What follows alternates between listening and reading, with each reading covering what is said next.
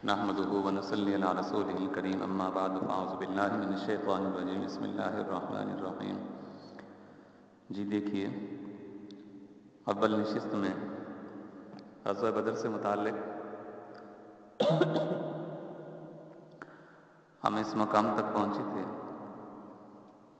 کہ قریش مکہ بھی بدر کے مقام پر آ پہنچے اور نبی اکرم صلی اللہ علیہ وسلم بھی 313 14 یا 15 کی جماعت کو لے کر بدر کے مقام پر جا پہنچے۔ یہ رات کا وقت تھا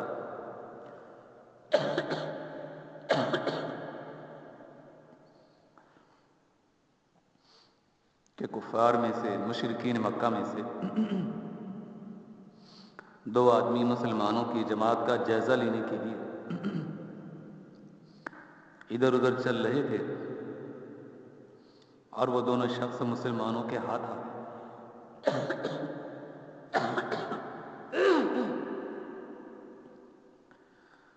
جب مسلمانوں کے ہاتھ آئے تو ان کو پکڑ کر آپ صلی اللہ علیہ وسلم کی خدمت کے اندر لایا گیا۔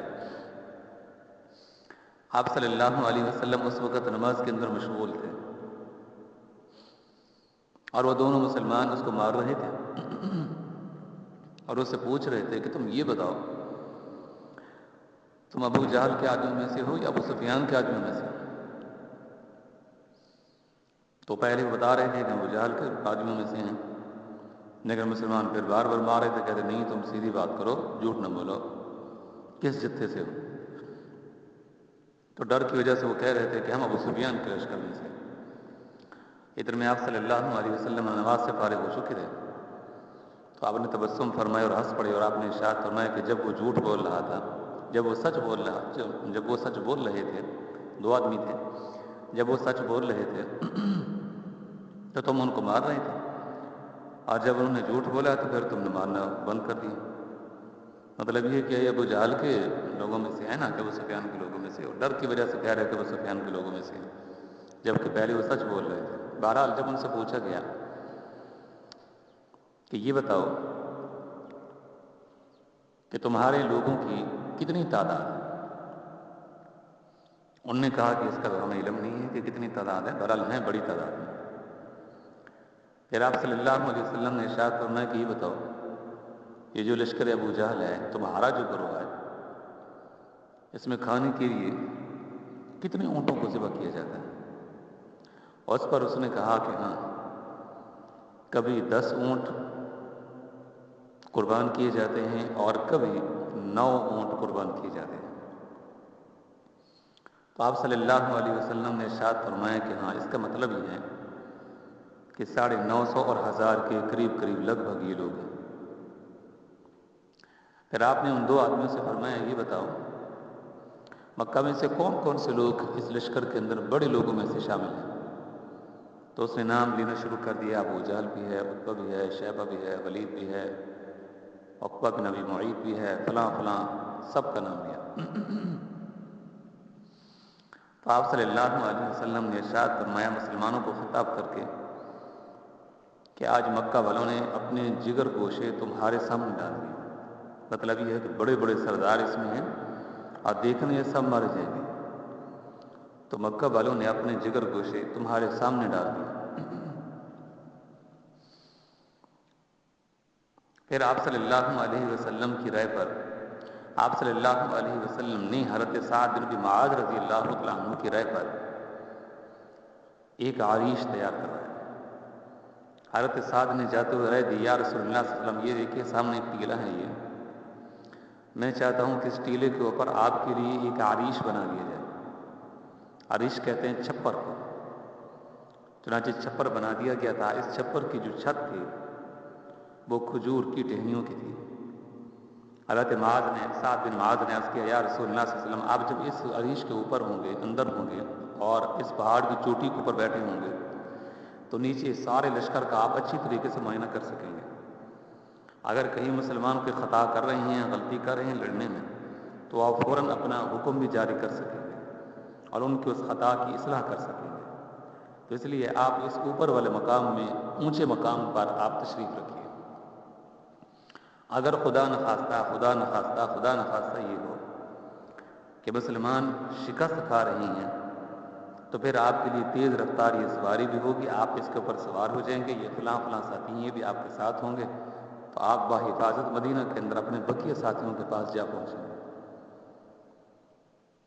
حضرت سعد بن معاذ کی یہ رائے کتنی عمدہ تھی، اور اس سے ایمان میں کتنی حلاوت پیدا ہوتی ہے کہ سعد بن معاذ آپ صلی اللہ علیہ وسلم کے لیے کتنا درد رکھتے تھے، اور کتنا انس تھا، کتنی محبت تھی، کتنا پیار تھا، کتنا بلبلہ تھا، کتنا عشق تھا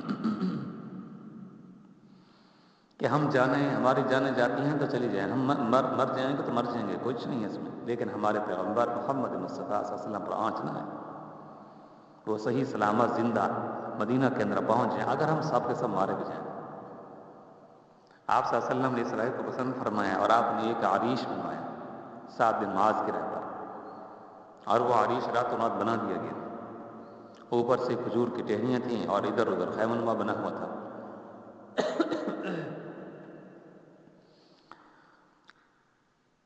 صحابہ کہتے ہیں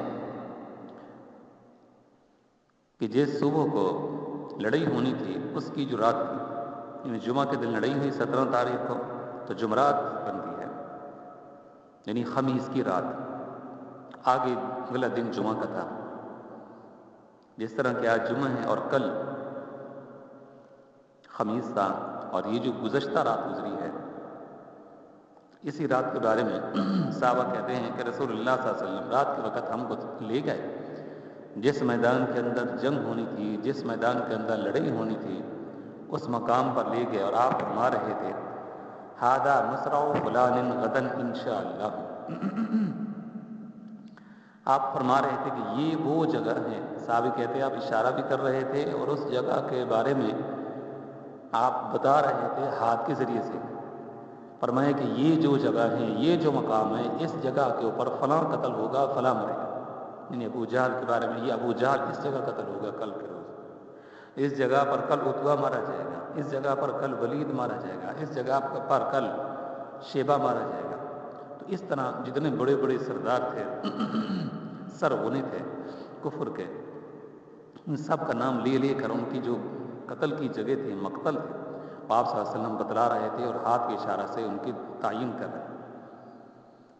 عبداللہ بن مسعود ہیں غالباً، وہ فرماتے ہیں میں قسم کھا کر کہتا ہوں کہ میں نے پھر ان لوگوں کو اسی جگہ کے اوپر مرا ہوا دیکھا، حتیٰ کہ ان کے پاؤں اور ان کے سر بھی اس جگہ سے ادھر ادھر متجاوز نہیں ہوئے۔ یہ آپ صلی اللہ علیہ وسلم کا معجزہ ہے، بالکل بھی نہیں، اسی جگہ مرے ہوئے تھے، اسی جگہ پر ان کا سر اور پاؤں بھی کہتے ہیں کہ ادھر ادھر نہیں تھے، متجاوز نہیں تھے، آگے پیچھے نہیں بڑھے ہوئے تھے، اسی جگہ پر تھے، اسی جگہ پر مرے ہوئے تھے، اسی جگہ پر جہاں آپ نے وہ لکیر کھینچ کے دی اور دائرہ بنا کے دیا کہ اسی جگہ پر مرے، اور ہر شخص اسی مقام پر، اپنے اپنے مقام پر اسی جگہ پر مرا ہوا، قتل ہوا پڑا تھا۔ یہ اس شب کی بات ہے کہ جس دن کو لڑائی ہونی تھی۔ پھر جب رات ہوئی تو آپ صلی اللہ علیہ وسلم ساری رات اللہ تبارک و تعالیٰ سے دعا مانگتے رہے، اب نوافل پڑھتے تھے، نفل پڑھتے تھے، اللہ تبارک و تعالیٰ سے دعا کرتے تھے۔ اب دعا کیا کرتے تھے، اس دعا کے الفاظ بھی ہمیں حدیث کی کتابوں کے اندر ملتے ہیں۔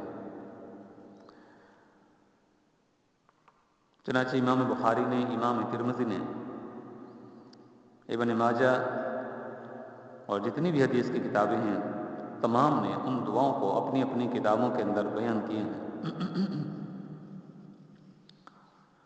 ایک دعا تو یہ ملتی ہے کہ آپ صلی اللہ علیہ وسلم دعا فرما رہے تھے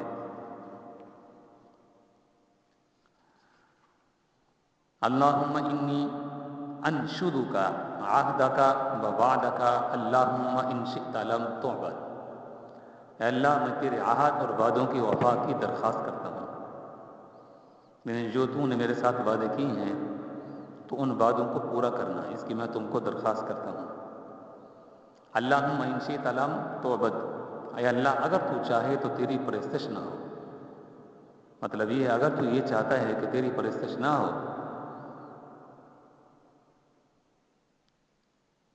تو یہ تیری پرستش اس وقت نہ ہوگی کہ جب یہ صحابہ نہ رہیں گے، اگر یہ صحابہ رہے تو پھر دین رہے گا، تیری عبادت بھی ہوتی رہے گی، تیری پرستش بھی ہوتی رہے گی۔ اگر یہ صحابہ نہ رہے، خدا نخواستہ سب مار دیے گئے، تو پھر اس دھرتی کے اوپر تیرا نام لینے والا کوئی نہیں رہے گا۔ اور آپ صلی اللہ علیہ وسلم یہ دعا اس حالت کے اندر کر رہے تھے کہ آپ کی آنکھوں سے آنسو جاری تھے، اور رونے کی وجہ سے آپ صلی اللہ علیہ وسلم کا جسم مبارک کانپ رہا تھا، حتیٰ کہ آپ کے کاندھوں مبارک سے وہ جو ردا کی چادر تھی بار بار نیچے گر پڑتی تھی۔ حضرت صدیق اکبر، سعد بن معاذ، یہ دونوں اس وقت اس عریش کے ارد گرد چکر لگا رہے تھے۔ ابوبکر صدیق کہتے ہیں کہ جب میں نے یہ حالت دیکھی تو میں گجیا اور پیچھے جا کر لپٹ گیا، اور میں نے عرض کیا، یا رسول اللہ صلی اللہ علیہ وسلم، آپ اس قدر کیوں روتے ہیں؟ اللہ تبارک و تعالیٰ نے جب کہ آپ کے ساتھ وعدہ فرمائے ہیں کہ اللہ آپ کی مدد کرے گا۔ اسی طرح حدیث کی دیگر کتابوں کے اندر یہ دعا بھی ملتی ہے، اللہم انجز لی ما وعدتنی، اللہم ان تہلک عاجل عصابہ من اہل الاسلام لا توبت فی الناس، کہ اللہ جو تو نے میرے ساتھ وعدہ کیا تھا اس وعدے کو پورا کر۔ اللہم ان تہلک عاجل عصابہ، اے اللہ اگر تو نے ہلاک کر دیا اس جماعت کو، العصابہ اس جماعت کو یعنی صحابہ کی جماعت کو، من اہل الاسلام، تو اہل اسلام میں سے لا توبت فی الارض، اس زمین کے اندر کوئی بھی عبادت کرنے والا نہ ہوگا۔ تقریباً مفہوم ایک ہی بنتا ہے، محض الفاظ کا فرق ہے۔ اور آپ صلی اللہ علیہ وسلم یہ دعا کر رہے تھے اور بار بار دعا کر رہے تھے۔ ابوبکر صدیق کہتے ہیں میں نے جا کر کہا، اللہ کے رسول، اللہ کہتے ہیں امن یجیب المضطر اذا دعاہ یکشف السوء ویجعلکم خلفاء الارض، کہ اللہ تبارک و تعالیٰ کے سامنے جو خشوع اور خضوع اور بے قراری اور مضطر ہو کر آدمی دعا کرے، اللہ اس دعا کو ضرور قبول کرتا ہے، لہٰذا اللہ آپ کی دعا کو قبول کرے گا اور ضرور دعا کو قبول کرے گا۔ تو یہ صدیق اکبر تھے جو آپ کو تسلی دینے والے تھے، اور اسی حالت میں ساری رات گزر گئی۔ صحابہ کہتے ہیں کہ ہم لوگ گئے اور جلدی سے ہم سو گئے، رات کو صبح پڑی ہونی تھی، جمعرات کو ہم سو گئے، اور ہم اس قدر گہری نیند آئی کہ صبح کو رسول اللہ صلی اللہ علیہ وسلم نے ہم کو جگایا اور یوں کہہ رہے تھے، الصلاۃ عباد اللہ، الصلاۃ عباد اللہ، اے اللہ کے بندو اٹھو نماز کے لیے، اے اللہ کے بندو نماز کے لیے اٹھو۔ تو کہتے ہیں ہم جلدی سے اٹھے، وضو کیا، اور ایک درخت کی شاخ میں کھڑے ہو کر نبی اکرم صلی اللہ علیہ وسلم نے ہم کو صبح کی نماز پڑھائی۔ جب ہم لوگ نماز سے فارغ ہوئے تو اب آپ صلی اللہ علیہ وسلم نے قتال کے لیے، جہاد کے لیے ہماری صفوف کو درست کیا، ہماری صفوں کو جمع کیا، ہماری صفوں کو برابر کیا۔ صحابی رسول ہیں حضرت ثوبان رضی اللہ تعالیٰ عنہ، وہ کہتے ہیں کہ میں ذرا سب سے آگے بڑھا ہوا تھا، نبی اکرم صلی اللہ علیہ وسلم کے پاس تیر تھا، تو اس تیر کے ذریعے سے جو آگے بڑا ہوتا تھا تو اس کے پیٹ کو ذرا تیر لگاتے مارتے اور کہتے ذرا پیچھے ہو جا، تو اس طرح صفوں کو جمع یہ سیدھا کر رہے تھے۔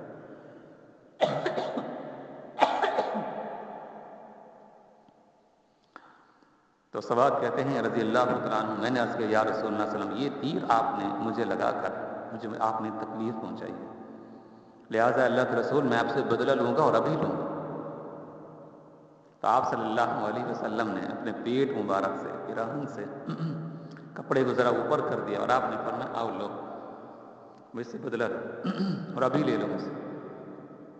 حضرت ثوبان آگے بڑھے اور آگے بڑھ کر آپ صلی اللہ علیہ وسلم کے اس جسم مبارک کے اس حصے کو چوم لیا، چوس لیا، اور کہنے لگے، یا رسول اللہ صلی اللہ علیہ وسلم، بس میری یہی تمنا تھی، ہو سکتا ہے کہ میں اس جنگ کے اندر شہید کر دیا جاؤں، قتل کر دیا جاؤں، آخر وقت میں نے آپ کے مبارک جسم کو، نبوت جسم کو میں نے چھو لیا ہے، چوس لیا ہے، چوم لیا ہے۔ یہ صحابہ کا عشق تھا، محبت تھی، جو تمام صفوف کو آپ صلی اللہ علیہ وسلم نے بالکل سیدھا کر دیا، اور جنگ کے لیے ادھر سے بھی لوگ تیار ہو گئے، ادھر بھی صفوف بن گئی، صفیں بن گئی۔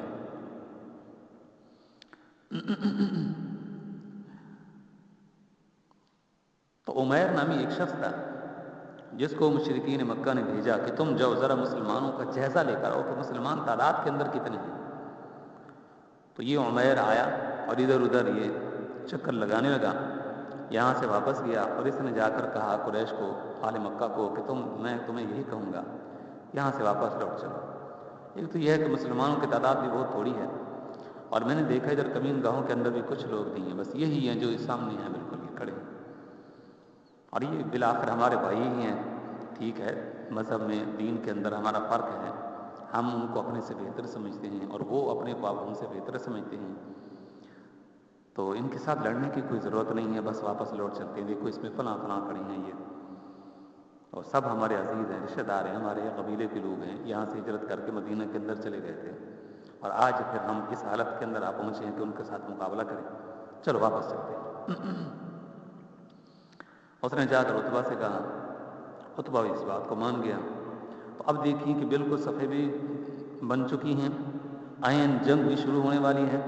ادھر ابو جہل اسلحہ وغیرہ سجا رہا تھا، اور بالکل تھوڑا سا وقت باقی رہ گیا تھا، جنگ بالکل قریب تھی، ہونے والی تھی۔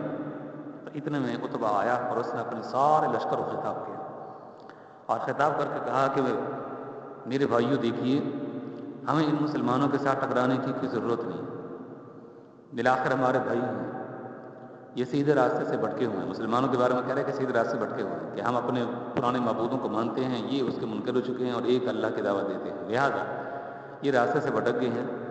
میں یہ چاہوں گا کہ بس ان کو ان کے حال کے اوپر چھوڑ دو، ہم یہاں سے واپس لوٹ چلتے ہیں۔ ابھی یہ تقریر کر رہا تھا، لوگ اس کی تقریر کو سن رہے تھے، باتوں کو سن رہے تھے، تو حکیم بن حزام یہ اس لشکر کے اندر کھڑا تھا، تو یہ بھاگا گیا اور جا کر ابو جہل کو بتایا، اس لیے کہ ابو جہل اس کو اپنے خیمے کے اندر تھا اور تیاری کر رہا تھا، یعنی وہ نیزہ اور تلوار اور جو چیزیں ہوتی ہیں لڑنے کے لیے ضرب و حرب کی، وہ ان کو اپنے جسم کے اوپر سجا رہا تھا اور تیاری کر رہا تھا میدان میں آنے کے لیے۔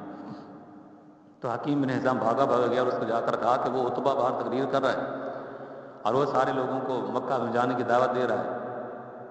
اس وقت ابو جہل بھی جلدی بھاگتا اور آیا، اور آ کر عتبہ کو برا بھلا کہا اور کہا کہ لوگوں، ہم یہاں سے واپس لوٹنے والے نہیں ہیں، ان مسلمانوں نے ہمارے فلاں لوگوں کو قتل کر دیا، فلاں کو قتل کر دیا، فلاں کو قتل کر دیا، فلاں ہمارے ساتھ زیادتی کی، فلاں زیادتی کی، لہٰذا آج ہم ان سے انتقام لیں گے، پورا انتقام لیں گے، اور آج ہم ان کے ٹکڑے ٹکڑے کریں گے۔ تو اس طرح کی جذباتی اس نے تقریر کی، تو اس نے پورے لشکر کو پھر دوبارہ سے ان کے اندر ایک طرح کی آگ لگا دی، اور سب پھر لڑنے کے لیے تیار ہو گئے۔ تو عتبہ کی وہ جو تقریر تھی وہ کھائی گئی، ہو گئی، ختم ہو گئی، اس کا وزن بھی اٹھ گیا۔ تو ادھر سے بھی صفیں بن گئی، ادھر سے بھی صفیں بن گئی۔ تو سب سے پہلے کفار میں سے عتبہ کا بھائی شیبہ اور عتبہ کا بیٹا ولید، یعنی عتبہ، شیبہ، ولید، یہ تینوں نکلے، دو بھائی اور ایک بیٹا اور بھتیجا بنتا ہے، عتبہ کا بیٹا اور شیبہ کا بھتیجا، اور یہ تینوں کریل جوان تھے، بڑے طاقتور تھے، بڑے لوگوں میں سے تھے، سرداروں میں سے تھے۔ طیف کے قریب ان کی اپنی زمینیں تھیں، ان کے باغات تھے، انگوروں کے باغات تھے۔ آپ سمجھے جب طیف کے اندر تشریف لے گئے، وہاں سے واپس آئے تو انہیں انگوروں کے باغات کے قریب آ ٹھہرے تھے جب زید بن حارثہ بھی آپ کے ساتھ تھے۔ تو جب یہ میدان کے اندر آئے تو کہنے لگے حل من مبارزن، حل من مبارزن، کوئی ہے ہمارے مقابلے پہ اترنے والا، کوئی ہے ہمارے مقابلے پہ آنے والا؟ تو مسلمانوں میں سے 3 آدمی آگے بڑھے، حضرت عوف، حضرت معوذ، عبداللہ بن رواحہ، رضوان اللہ تعالی علیہم اجمعین۔ یہ عوف اور معوذ کون؟ یہ افرا کے بیٹے ہیں۔ افرا وہ عورت ہیں کہ جس کے 7 بچے تھے اور ساتوں کے ساتوں اس غزوہ بدر کے اندر شریک تھے۔ کہتے ہیں کسی عورت کو یہ شرف حاصل نہیں ہے، اس کے 7 بچے، 7 اس کے بیٹے ایک غزوہ کے اندر، ایک جنگ کے اندر بیعت وقت شریک ہوئے۔ اگر یہ کسی عورت کو اعزاز حاصل ہے تو صرف افرا کو حاصل ہے۔ عوف اور معوذ یہ دونوں اس کے بیٹے تھے، عبداللہ بن رواحہ تیسرے ان کے ساتھ تھے۔ جب یہ آئے اور سامنے آ کر کہا کہ آؤ ہم آئے ہیں تمہارے مقابلے پر، تو اس پر عتبہ نے کہا تم کون ہو؟ ایک نے کہا میں عوف ہوں، دوسرے نے کہا معوذ ہوں، تیسرے عبداللہ بن رواحہ تھے رضی اللہ عنہ، جلیل القدر صحابہ میں سے مشہور صحابی ہیں یہ۔ جب انہوں نے اپنا تعارف بیان کیا تو اس نے کہا نہیں، ہمارا تمہارے ساتھ مقابلہ نہیں ہے، تم تو انصاری ہو، مدینہ کے رہنے والے ہو، ہمارا پنگا اور ہماری جو لڑائی ہے وہ تو اپنے ہی لوگوں کے ساتھ ہے جو مکہ سے ہجرت کر کے تمہارے پاس ہیں، ان کے ساتھ ہماری لڑائی ہے، ان کے ساتھ ہماری جنگ، وہ ہمارے دشمن ہیں، تم تو ہمارے دشمن نہیں ہیں، تمہارے ساتھ تو کوئی لڑائی واپس نہیں۔ آپ صلی اللہ علیہ وسلم نے ان تینوں کو اپنے پاس بنا لیا۔ پھر 3 آدمی آئے میدان کے اندر اور ان کو نقاب لگے ہوئے تھے، یعنی چہرے ان کے ڈھکے ہوئے تھے، جس طرح عورتیں نقاب لگاتی ہیں تو آنکھیں ذرا ظاہر تھیں، ان بکیوں کے اوپر وہ رومال اور پٹی وغیرہ بندھی ہوئی تھی، نقاب لگا ہوا تھا۔ تو اس پر عتبہ نے کہا کہ تم کون ہو؟ تو ایک نے کہا میرا نام علی ہے۔ عتبہ نے کہا ہاں ٹھیک ہے۔ دوسرے سے پوچھا تم کون ہو؟ انہوں نے بتایا میرا نام امیر حمزہ ہے رضی اللہ عنہ۔ اس نے کہا کہ ہاں یہ بھی ٹھیک ہے۔ تیسرے سے پوچھا تمہارا کیا نام ہے؟ انہوں نے کہا میرا نام ابو عبیدہ بن جراح ہے۔ اس نے کہا کہ ہاں یہ ٹھیک ہے، یہ تینوں جو ہیں یہ تینوں مکی ہیں، یہ اور ہمارے ہی قبیلہ سے تعلق رکھتے ہیں، خاص طور پہ مکہ سے تعلق رکھتے ہیں، انہی کے ساتھ ہماری لڑائی ہے، انہی کے ساتھ ہمارا جھگڑا ہے، یہ ٹھیک ہے، تمہارے ساتھ ہمارا مقابلہ ہے۔ چنانچہ تینوں آئے مقابلے پر، عتبہ اور شیبہ اور ولید، تو ادھر سے ابو عبیدہ بن جراح اور اسی طرح حضرت علی اور حضرت حمزہ رضی اللہ عنہ۔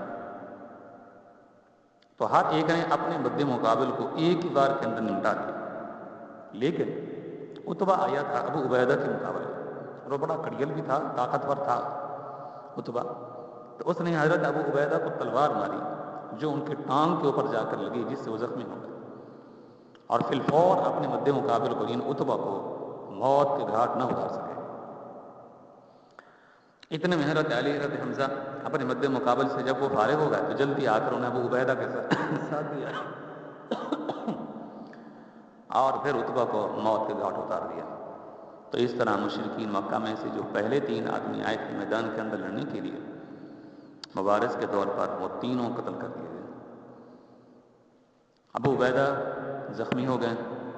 یہ پھر راستے کے اندر جب واپس گئے تھے مدینہ کے اندر جا رہے تھے، راستے کے اندر ان کا انتقال ہوا تھا، اور ان کی آپ محبت کو دیکھیں، جب ان کا انتقال ہونے لگا تو آئے آپ صلی اللہ علیہ وسلم کی خدمت میں اور کہا یا رسول اللہ صلی اللہ علیہ وسلم، میں یہ چاہتا ہوں کہ میرا آخری سانس آپ کے قدموں کے اندر نکلے، اور آئے اور آ کر آپ صلی اللہ علیہ وسلم کے، آپ چونکہ نیچے بیٹھے ہوئے تھے زمین کے اوپر، آپ کے جو پاؤں مبارک تھے، آپ صلی اللہ علیہ وسلم کے پاؤں مبارک کی تلووں کے ساتھ اپنے رخساروں کو لگا دیا، اور صحابہ کہتے ہیں اسی حالت کے اندر ان کا دنیا سے انتقال ہوا۔ صحابہ کا یہ عشق تھا رسول اللہ صلی اللہ علیہ وسلم کے ساتھ، صحابہ کی محبت تھی۔ اسی لیے تو ایڈورڈ گبن نے کہا تھا، جو آکسفورڈ برطانیہ کے اندر پڑھاتا تھا 18ویں صدی کے اندر، اس نے کتاب لکھی تھی اور اس نے کہا کہ میں نے جیسے ماننے والے، اتباع کرنے والے محمد رسول اللہ صلی اللہ علیہ وسلم کی جماعت کے لوگوں کو دیکھا ہے، اصحاب کو دیکھا ہے، جب سے دنیا بنی ہے اتنی محبت کرنے والے میں نے کسی کے اندر نہیں دیکھے، حتیٰ ہاں کہ عیسیٰ تھا۔ اس نے کہا کہ ہمارے عیسیٰ علیہ السلام پیغمبر ہیں، نبی ہیں، ان کے جو ماننے والے تھے، متبعین تھے، ان کو بھی اتنی ان سے محبت نہیں تھی اتنا کہ محمد رسول اللہ صلی اللہ علیہ وسلم کے صحابہ کو آپ کے ساتھ عشق تھا، محبت ہی، اس کی مثال نہیں ملتی۔ آدم سے لے کر آج تک جتنے بھی لوگ گزرے ہیں، جتنی بھی قومیں گزری ہیں، جتنے بڑے بڑے لیڈر گزرے ہیں، اتنے بڑے لوگ گزرے ہیں، اور پھر اس نے سب کا نام لیا، بڑے بڑے لوگوں کو اس نے نام لیا، اس نے ہٹلر کا نام لیا، اور اس نے مسولینی کا نام لیا، اور ادھر سے اس نے منگولوں کا نام لیا، اور اسی طرح اور بھی کئی بڑے بڑے لوگوں کا اس نے نام لیا۔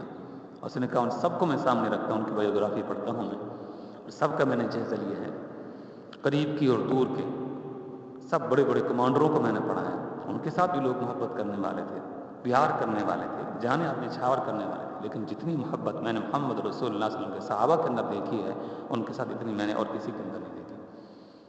تو جہاں اس نے اور پھر بطور دلیل کے واقعات پیش کیا، ان میں سے ایک واقعہ یہ بھی اس نے نقل کیا، اس نے کہا کہ ان کا صحابی تھا ابو عبیدہ، جنگ بدر کے اندر وہ زخمی ہوتا ہے اور محمد رسول اللہ مدینہ کی طرف جا رہے تھے، راستے کے اندر اس کا انتقال ہوتا ہے۔ انتقال کیسے ہوتا ہے کہ آخر وقت میں کہتا ہے اے اللہ کے رسول، آپ ذرا آگے ہو کے بیٹھیے اور اپنے پاؤں کو یوں ذرا کھڑا کر دیجیے تاکہ میں اپنے رخساروں کو آپ کے پاؤں کی تلوؤں کے ساتھ میں چمٹا لوں، اور آخر وقت میں جب میرا سانس نکلے تو اسی حالت میں۔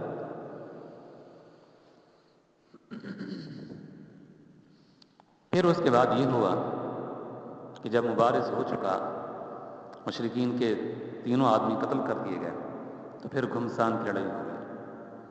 جب گھمسان کی لڑائی ہوئی تو اس وقت نبی اکرم صلی اللہ علیہ وسلم وہیں اپنے عریش کے اندر تھے تو اللہ تبارک و تعالیٰ سے رو رو کر دعائیں مانگ رہے تھے، اور وہی الفاظ جاری تھے جن کا ابھی میں نے آپ کے سامنے تذکرہ کیے ہیں۔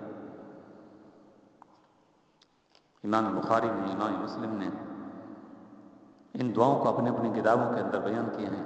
کہا صلی اللہ علیہ وسلم عریش کے اندر تھے اور یہ دعائیں کر رہے تھے، اللہم انجز لی ما وعدتنی، اللہم ان تہلک هذه العصابة لا توبت فی الارض، اللہم انی انشدک عہدک ووعدک، اللہم ان شئت لم تعبد۔ آپ روتے تھے اور یہ دعا مانگ رہے تھے، ادھر لڑائی شروع تھی۔ حضرت علی کہتے ہیں رضی اللہ عنہ کہ میں 3 مرتبہ آیا، عریش کے اندر آیا، جنگ کو چھوڑ کر آیا، بھاگتا ہوا آیا کہ جب رسول اللہ صلی اللہ علیہ وسلم کو دیکھو آپ کس حال میں ہیں۔ تو جیسے میں آیا میں آپ پر کیا دیکھتا ہوں، آپ تو نماز پڑھ رہے ہیں اور بار بار رو رہے ہیں اور دعا مانگ رہے ہیں۔ ساتھ نماز کو دیکھا تو تلوار لے کر باہر کھڑے ہیں، ابوبکر صدیق کو دیکھا وہ دوسری طرف تلوار لے کر کھڑے ہیں، آپ کی حفاظت کر رہے ہیں، باڈی گارڈ بنے ہوئے، چوکیدار بنے ہوئے ہیں۔ اللہ کے رسول صلی اللہ علیہ وسلم کو دیکھتا ہوں تو آپ سجدے کے اندر ہیں اور یہ دعا مانگ رہے ہیں اور رو رہے ہیں اللہ کے سامنے۔ اور ادھر گمسان کی لڑائی ہو گئی، لڑائی ہوتی رہی، لڑائی ہوتی رہی، اور آپ صلی اللہ علیہ وسلم ادھر دعا بھی کرتے رہے۔ تو اللہ تبارک و تعالیٰ نے پھر آپ کی دعا کو قبول فرمایا۔ ایسا وقت بھی آیا کہ آپ صلی اللہ علیہ وسلم جب باہر نکلے اپنے خیمہ سے تو اس وقت یہ آیت نازل ہو چکی تھی۔ وہ آیات بھی آپ کے سامنے ذرا پڑھ دیتے ہیں جو اس موقع پر نازل ہوئی۔ اللہ تبارک و تعالی نے آپ کو تسلی کے طور پر فرمایا کہ ہم نے آپ کی دعا کو قبول کر لیا، اور آپ نے صدیق اکبر رضی اللہ عنہ کو بتلایا کہ ابوبکر ہماری دعا قبول ہو گئی، اور اللہ تبارک و تعالی نے ہماری امداد کے لیے فرشتوں کو آسمانوں سے نازل کر دیا ہے۔ اللہ نے آپ صلی اللہ علیہ وسلم کی دعا کے جواب میں یہ آیات نازل فرمائی، اِذْ تَسْتَغِیثُونَ رَبَّکُمْ فَاسْتَجَابَ لَکُمْ أَنِّی مُمِدُّکُمْ بِأَلْفٍ مِّنَ الْمَلَائِکَةِ مُرْدِفِینَ وَمَا جَعَلَهُ اللَّهُ إِلَّا بُشْرَىٰ وَلِتَطْمَئِنَّ بِهِ قُلُوبُکُمْ وَمَا النَّصْرُ إِلَّا مِنْ عِندِ اللَّهِ إِنَّ اللَّهَ عَزِیزٌ حَکِیمٌ۔ کہ یاد کرو اس وقت کو جب تم اللہ سے فریاد کر رہے تھے، رو رہے تھے، اے میرے پیغمبر، دعائیں کر رہے تھے، مسلمان بھی دعائیں کر رہے تھے، تم بھی دعائیں کر رہے تھے، بس اللہ نے تمہاری دعا کو قبول کیا کہ تمہاری 1000 فرشتوں سے مدد کروں گا، یہ کے بعد دیگرے آنے والے ہوں گے، اور نہیں بنائے اللہ نے اس امداد کو مگر محض تمہاری بشارت اور خوشخبری کے لیے، اور اس لیے کہ تمہارے دل مطمئن ہو جائیں، اور حقیقت میں مدد نہیں مگر اللہ کی جانب سے، بے شک اللہ غالب اور حکمت والا ہے۔ مطلب یہ ہے کہ اللہ تبارک و تعالیٰ تمہاری دعا کو قبول کر چکا، اور اس طرح اللہ تمہاری مدد کرے گا اور 1000 فرشتوں کے ساتھ تمہاری مدد کرے گا۔ اللہ تبارک و تعالیٰ نے آپ کی مدد فرمائی ہے، پہلے 1000 فرشتوں کو بھیجا، پھر 3000 فرشتوں کو بھیجا، پھر اللہ تبارک و تعالیٰ نے 5000 فرشتوں کو بھیجا، جس کی صراحت پھر ہمیں احادیث وغیرہ سے ملتی ہے۔ 1000 کا تذکرہ تو نص قطعی سے قرآن سے ثابت ہو گیا، اور پھر 3000 کا اور 5000 کا ذکر احادیث سے ملتا ہے، اور بے تحاشا حدیث ہیں جن کے اندر یہ ذکر ملتا ہے، بڑی تعداد کے اندر ہے۔ بالآخر آپ صلی اللہ علیہ وسلم دعا کو مکمل کر کے جب باہر نکلے ہیں، اپنے خیمہ سے ذرا باہر آئے ہیں، اپنے عریش سے ذرا باہر آئے ہیں لوگوں کو دیکھنے کے لیے، تو اس وقت آپ یہ آیت پڑھ رہے تھے، سَيُهْزَمُ الْجَمْعُ وَيُوَلُّونَ الدُّبُرَ، کہ ان قریب کافروں کی جماعت شکست کھائے گی اور پھر وہ پشت پھیر کر بھاگے گی۔ حضرت صدیق اکبر رضی اللہ عنہ کو آپ صلی اللہ علیہ وسلم نے خطاب کر کے فرمایا کہ ابشروا یا ابا بکر اتاک نصر اللہ ھذا جبرائیل آخذ بعنان فرسہ یقودہ علی ثنایاہ الغبار، کہ ابو بکر میں تم کو خوشخبری دیتا ہوں، تم کو خوشخبری ہو، اللہ کی مدد آ چکی، یہ دیکھو یہ جبریل امین ہے، یہ آپ آنکھوں سے دیکھ رہے تھے جبریل امین کو، آپ نے فرمایا کہ یہ جبریل امین ہے، دیکھو اس نے اپنے گھوڑے کی، اپنے فرس کی لگام کو تھاما ہوا ہے، پکڑا ہوا ہے، اور اسی طرح ان کے دانتوں کے اوپر غبار چھایا ہوا ہے، یعنی وہ جو گھوڑا ہے جس کو پکڑا ہوا ہے، جس کے لگام کو جبریل امین، اس کے دانتوں کے اوپر گرد و غبار ہے، جو لڑائی ہوتی ہے نا تو گرد و غبار مٹی پر اٹھتی ہے، تو وہ گرد و غبار اس کے دانتوں کے اوپر آثار اس کے باقی ہیں۔ حضرت صدیق اکبر رضی اللہ عنہ یہ سن کر بہت خوش ہوئے، تو اللہ تبارک و تعالیٰ نے ایسی مدد فرمائی، مسلمانوں کی ایسی مدد فرمائی، اور مشرکین مکہ کو ایسی اللہ نے شکست دی کہ جس کی پھر مثال نہیں ملتی، کہ اللہ تبارک و تعالیٰ نے فرشتوں کو اتار کر پھر مسلمانوں کی جو مدد فرمائی ہے، اس مدد کا یہ نتیجہ نکلا کہ مشرکین مکہ کے 70 آدمی ان کے بڑے بڑے مارے گئے اور 70 آدمی گرفتار ہوئے، قید ہوئے، اور یہ جو فرشتے تھے یہ مسلمانوں کے ساتھ مل کر مشرکین مکہ کا مقابلہ کر رہے تھے اور ان کو مار رہے تھے۔ چنانچہ قرآن کریم میں فَاضْرِبُوا فَوْقَ الْأَعْنَاقِ وَاضْرِبُوا مِنْهُمْ كُلَّ بَنَانٍ، اللہ نے فرشتوں سے فرمایا کہ تم ان کافروں کی گردنوں کو مارو اور کاٹ دو ان کے ہر پور کو، وَاضْرِبُوا مِنْهُمْ كُلَّ بَنَانٍ، اور تم کاٹ دو ان کے ہر پور کو۔ تو اس طرح فرشتے مسلمانوں کے ساتھ مل کر ان کو مار رہے ہیں۔ اسی طرح ربیع بن انس سے روایت ہے، وہ بھی کہتے ہیں کہ میں میدان جنگ کے اندر، بدر کے اندر، ایک کافر کے پیچھے پیچھے میں بھاگ رہا تھا، اور میں نے کیا دیکھا کہ اتنے مجھے ایک گھوڑ سوار کی مجھے آواز محسوس ہوئی، یعنی منہ محسوس ہو کہ ایک آدمی گھوڑے کے اوپر ہماری طرف آ رہا ہے۔ کہتے ہیں میں ادھر ادھر دیکھنے لگا تو مجھے کوئی نظر نہ آیا، اچانک میں نے اس کافر کو دیکھا جس کے پیچھے میں بھاگ رہا تھا، میں کیا دیکھتا ہوں کہ وہ میرے سامنے مرا پڑا ہے اور اس کی گردن اس کی میرے سامنے کٹی پڑی، اور یوں محسوس ہوتا تھا جس طرح کی اس گردن کو اس جگہ سے جلا دیا گیا۔ اور یہی وہ نشانی ہے کہ مسلمان پہچانتے تھے اور کہتے تھے کہ ان فلاں فلاں کو ہم نے قتل کیا اور ان کو فرشتوں نے قتل کیا، کیونکہ مسلمانوں کے قتل کرنے میں اور فرشتوں کے قتل کرنے کے دونوں کے اندر فرق ہوتا تھا۔ جن کو فرشتے مارتے تھے تو وہاں پر سڑے ہوئے کی، جلے ہوئے کی وہاں نشانات محسوس ہوتے تھے۔ اسی طرح ایک دوسری حدیث ہے، آپ صلی اللہ علیہ وسلم نے ارشاد فرمایا ھذا جبرائیل آخذ برأس فرسہ علیہ اداۃ الحرب، یہ ہیں جبریل امین جو اپنے گھوڑے کی لگام تھامے ہوئے ہیں اور سامان جنگ سے آراستہ ہیں۔ اب آخر کار اس کا نتیجہ یہ نکلا کہ مشرکین مکہ کو اب میدان جو ہے ہار کر ان کو وہاں سے بھاگنا پڑا، جس میں ابو جہل بھی مارا گیا، بڑے بڑے سردار مارے گئے۔ ہاں، جب نبی اکرم صلی اللہ علیہ وسلم یہ دعا کر رہے تھے تو ادھر سے ابو جہل بھی دعا کر رہا تھا، اور ابو جہل کی دعا یہ تھی، وہ کہہ رہا تھا کہ اے اللہ، یہ وہ لوگ ہیں کہ جنہوں نے قرابتوں کو توڑ ڈالا اور غیر معروف امور کے مرتکب ہوئے، اے اللہ جو ہم میں سے صحیح راستے کے اوپر نہیں ہے، غیر پسندیدہ راستے کے اوپر، اے اللہ تم کو ہلاک کر۔ اب ظاہر غیر پسندیدہ راستے کے اوپر تو یہی تھے، کفر کے راستے کے اوپر تو یہی تھے، اور وہ دعا بھی کر رہا تھا وہ کہ جو ہم میں سے صحیح راستے پر نہیں ہے تو ان کو ہلاک کر۔ تو اللہ نے اس دعا کو قبول کیا، اور قبول کر کے وہ جال کے دعا کو اللہ نے قرآن کی آیات نازل فرمائی کہ ان تستفتحوا فقد جاءکم الفتح وان تنتهوا فهو خیر لکم وان تعودوا نعد فلن تغنی عنکم فئتکم شیئا ولو کثرت وان اللہ مع المؤمنین۔ اگر تم فتح طلب کرتے ہو اے کافرو تو دیکھ لو تمہارے لیے تمہارے سامنے فتح آ گئی،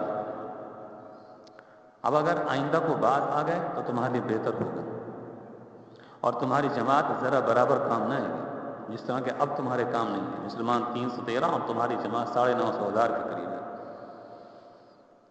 اگرچہ وہ جماعت کتنی ہی زیادہ کیوں نہ ہو، اور تحقیق اللہ تعالیٰ ایمان والوں کے ساتھ ہے۔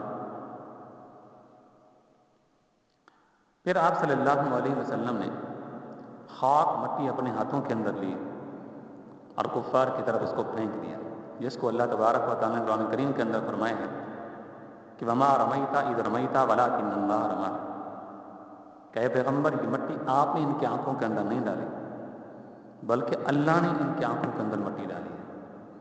مطلب یہ ہے کہ ظاہری طور پر تو آپ ہی مٹی پھینکنے والے تھے، لیکن اللہ تبارک و تعالیٰ نے اس مٹی کو ان کی آنکھوں کے اندر پہنچایا ہے، تو پہنچانے والی اللہ کی ذات تھی۔ پھر جب جنگ کی شدت اور بڑھ گئی تو آپ نے 3 مرتبہ فرمایا شاہت الوجوہ، کہ ان کے چہرے خراب ہوں، ان کے چہرے خراب ہوں، اور سنگریزے اور مٹی اٹھا کر آپ نے ان کی طرف پھینکی، جس کو اللہ تبارک و تعالیٰ نے ہر ایک کی آنکھ کے اندر پہنچا دی۔ بس یہ مٹی کے ان کے اوپر ڈالا جانا تھا کہ سارا لشکر سراسیمہ ہو گیا اور بکھرنے لگا اور یہ لوگ بھاگنے لگے۔ اب مسلمانوں نے پھر ان کو پکڑنا شروع کر دیا، گرفتار کرنے شروع کر دیا تو 70 آدمی ان کے گرفتار ہوئے اور اسی طرح 70 ان کے آدمی میدان کے اندر مارے گئے۔ امیہ بن خلف بھی مارا گیا، ابو جہل بھی مارا گیا۔ امیہ بن خلف کے بارے میں آتا ہے کہ آپ صلی اللہ علیہ وسلم نے اس کے بارے میں فرمایا تھا کہ یہ جہاں کہیں بھی ہاتھ کے اندر آئے تو اس کو گرفتار کر لینا ہے، اس کو مارنا نہیں ہے، یعنی اس کو قتل نہیں کرنا۔ لیکن چونکہ یہ تکلیفیں پہنچا چکا تھا حضرت بلال رضی اللہ تعالیٰ عنہ کو، تو مسلمان اس کو گرفتار کر کے لے کے آ رہے تھے۔ عبداللہ بن رواحہ تھے غالباً رضی اللہ تعالیٰ عنہ۔ تو کہتے ہیں کہ جیسے میں اس کو لے کے آ رہا تھا تو راستے کے اندر نظر پڑ گئی بلال رضی اللہ عنہ کے عبد الرحمن بن عوف، جن کو گرفتار کرنے والے تھے۔ تو بلال نے دیکھا اور کہا کہ مسلمانوں دیکھو، وہ دشمن آ گیا جو مجھے مکہ کے اندر گرم ریت کے اوپر مجھے لٹا دیتا تھا اور لوہے کے سلاخیں مجھے مارتا تھا، پتھر میرے سینے کے اوپر رکھ دیتا تھا، وہ ظالم دیکھو۔ تو مسلمان بھاگے بھاگے آئے۔ عبداللہ بن رواحہ کہتے ہیں، یہ عبد الرحمن بن عوف کہتے ہیں کہ میں نے اس کے بیٹے کو آگے کر دیا، مسلمانوں نے اس کو ہٹا دیا، پھر جلدی سے میں اوپر لیٹ گیا اور اس کو اپنے نیچے لٹا دیا، کس کو؟ امیہ بن خلف۔ لیکن مسلمانوں نیچے سے پھر اس کو تلواریں مارنی شروع کر دی ادھر ادھر سے۔ عبد الرحمن بن عوف کہتے ہیں کہ میرے ٹانگوں کے اوپر بھی تلواریں لگتی رہیں جس سے وہ زخمی ہو گئے، اور ان کے نشان جو تھے، نشانات، وہ عرصہ دراز تک باقی رہے۔ تو اس طرح امیہ بن خلف بھی مارا گیا مسلمانوں کے ہاتھوں۔ ابو جہل کا قتل ہوا، دو چھوٹے بچے تھے، معاذ اور معوذ، ان دونوں نے ان کو قتل کیا۔ عبد الرحمن بن عوف بھی ان کے بارے میں کہتے ہیں، میں جب میدان کے اندر کھڑا تھا، صفیں ہماری تیار ہو چکی تھی، میں نے ادھر دیکھا ادھر دیکھا، دونوں بچے ہیں، میں پریشان ہو گیا۔ میں کہنے لگا دل ہی دل کے اندر، میرے ساتھ 2 کڑیل جوان ہوتے، چلو کوئی مشکل میرے پاس آ جاتی ہے تو ذرا میری امداد کرتے، مدد کرتے، یہ چھوٹے چھوٹے بچے کیا کریں؟ کہتے ہیں کہ یہ خدشات اور یہی باتیں میرے دل کے اندر پیدا ہو رہی تھیں اور تصورات کی دنیا کے اندر میں گم تھا۔ اتنے میں ایک نے کہا کہ چچا یہ بتاؤ ان میں سے ابو جہل کون ہے؟ میں نے ان کو کہا کیوں؟ انہوں نے کہا کہ وہ ہمارا مطلوب ہے، ہم اسی کے لیے آئے ہیں، اس کو قتل کریں گے۔ کیوں؟ کہا اس لیے کہ وہ رسول اللہ صلی اللہ علیہ وسلم کو گالیاں دیتا ہے۔ کہتے ہیں میں نے اس کو بتایا اچھا وہ جب آئے گا نا تو آپ کو بتاؤں گا، میں دکھاؤں گا۔ اتنے میں دوسرا بولا، ان سے میں نے سوال کیا، اس نے کہا کہ ہمارے پیغمبر کو گالیاں دیتا ہے، ان کو ہم قتل کریں گے۔ میں نے ان سے کہا کہ چلیں جب وہ سامنے آئے گا تو تم کو دکھا دوں گا۔ کہتے ہیں اب میرا دل بڑا ہو گیا، میں دل کے اندر سوچنے لگا کہ دونوں جو بچے ہیں بہادر ہیں یہ، اور گویا کہ میرے ساتھ جو ہے کڑیل جوان کھڑے ہیں، اتنا جذبہ ہے ان کے دلوں کے اندر۔ تو کہتے ہیں جیسے میں نے ابو جہل کو دیکھا، وہ اس وقت گھوڑے کے اوپر سوار تھا وہ، اور بیچ لشکر کے تھا، تو میں نے دونوں کو کہا کہ دیکھو وہ تمہارا مطلوب ہے، وہ جو سامنے گھوڑے کے اوپر سوار ہے اور ارد گرد سے لوگ انہوں نے اس کو ہر طرف سے گھیر رکھا ہے، تلواریں لے کر لوگ کھڑے ہیں، تو یہ ابو جہل ہے، لشکر کے بالکل بیچ کے اندر ہے۔ تو کہتے ہیں وہ چھوٹے چھوٹے بچے تھے، وہ وہاں سے بھاگنا شروع کر دیا۔ اب جو بڑے تھے وہ تو بڑوں کے ساتھ مقابلہ کر رہے تھے، بچوں کی طرف کسی نے کوئی خاص نظر نہیں کی، تو جلدی سے بھاگتے ہی چلے گئے اور کفار کی صفوں کے اندر گھس گئے، اور اس طرح گھستے گھستے گھستے گھستے جا کر ابو جہل کے قریب جا پہنچے، اور ایک نے جا کر ابو جہل کے ٹانگ کے اوپر حملہ کر دیا۔ چھوٹا سا بچہ تھا، اس نے ٹانگ پر جب حملہ کیا تو اس کی ٹانگ کو کاٹ دی۔ دوسرے نے ابو جہل کے اوپر حملہ کر دیا، جیسے نیچے گرا تو دونوں نے اپنی تلواروں کے ساتھ اس کو کاٹ دیا۔ اب وہ ادھر ادھر دیکھ رہے تھے کیا ہونے والا ہے، کتنا ابو جہل نیچے گرایا، کون مارنے والے ہیں، اور یہ بھی سچا نہیں تھا کہ کیسے ادھر سے مسلمان اندر پھلانگ کر ابو جہل کو مار دیں گے، تو دیکھ رہے تھے، اتنے انہوں نے اپنا کام بھی تمام کر دیا۔ لیکن ابو جہل کو بھی پورا مرا نہیں تھا، زخمی کر دیا تھا۔ بعد میں عبداللہ بن مسعود گئے تھے، انہوں نے جا کر اس کے سر کو کاٹا تھا اور پھر اس کو جہنم نصیب کیا تھا۔ لیکن ابو جہل اس قابل بھی نہیں تھا کہ جنگ کے ختم ہونے کے بعد وہاں سے بھاگ جاتا۔ ہاں ابو جہل کا بیٹا تھا اکرمہ بن ابی جہل، وہ قریب کھڑا تھا، تو اس نے حضرت معاذ کو اس نے تلوار ماری، جس سے ان کا یہ مونڈھا کٹ گیا، تھوڑا سا چمڑے کا تسمہ باقی رہ گیا۔ کہتے ہیں صبح سے لے کر شام تک اسی ہاتھ کے ساتھ میں لڑتا رہا، لیکن جب میں نے دیکھا کہ وہ ہاتھ میرے آگے سامنے سے وہ آڑ بنتا ہے، میں نے اپنے ہاتھ کو اپنے پاؤں کے نیچے رکھا اور زور سے اوپر کی طرف کھینچا، تو میرا ہاتھ بھی وہ تسمہ وہ ٹوٹ گیا، چمڑے کا وہ جو تھوڑا سا حصہ بچا ہوا تھا، اور پھر اس طرح میں ایک ہاتھ کے ساتھ لڑتا رہا۔ دوسرے جو تھے معاوض، وہ وہیں پر شہید کر دیے گئے تھے۔ تو اس طرح ابو جہل بھی مارا گیا اور بڑے بڑے ان کے سردار مارے گئے۔ اب جنگ ختم ہو گئی، آپ صلی اللہ علیہ وسلم نے جب سے وہ انگریزے پھینکے ان کی طرف اور شاہت الوجوہ، اور اسی طرح وما رمیت اذ رمیت ولکن اللہ رمی، اس آیت کے نزول کے بعد جنگ ختم ہو گئی۔ مسلمانوں نے جا کر پیچھے سے ان کو پکڑا تو 70 آدمی ان کے ہاتھ کے اندر آ گئے۔ تو جنگ ختم ہو گئی، نبی اکرم صلی اللہ علیہ وسلم نے اب صحابہ کرام کو حکم دیا کہ یہاں سے کوچ کرنا ہے۔ چنانچہ جب وہاں سے کوچ ہونے لگا، نبی اکرم صلی اللہ علیہ وسلم مدینہ کے اندر پہنچے تو یہاں آ کر آپ صلی اللہ علیہ وسلم نے صحابہ سے فرمائے کہ یہ جو مال غنیمت ہے یہ تمہارے درمیان تقسیم کر دیا جاتا ہے۔ دوسری بات یہ ہے کہ یہ جو بدر کے اسیرین ہیں یہ تمہارے حوالے کیے جاتے ہیں، ان کے ساتھ تم نے اچھا برتاؤ کرنا ہے۔ اور صحابہ نے ان اسیران بدر کے ساتھ ایسا اچھا برتاؤ کیا کہ صبح کو اور شام کو ان کو کھانا بھی پیش کرتے تھے، اگرچہ خود بھوکے رہ جاتے تھے، اور رات کو سونے کے لیے ان کو کپڑا بھی دیا کرتے تھے۔ سردیوں کی طرح موسم تھا تو ان کو کپڑا بھی ان کو دیا کرتے تھے۔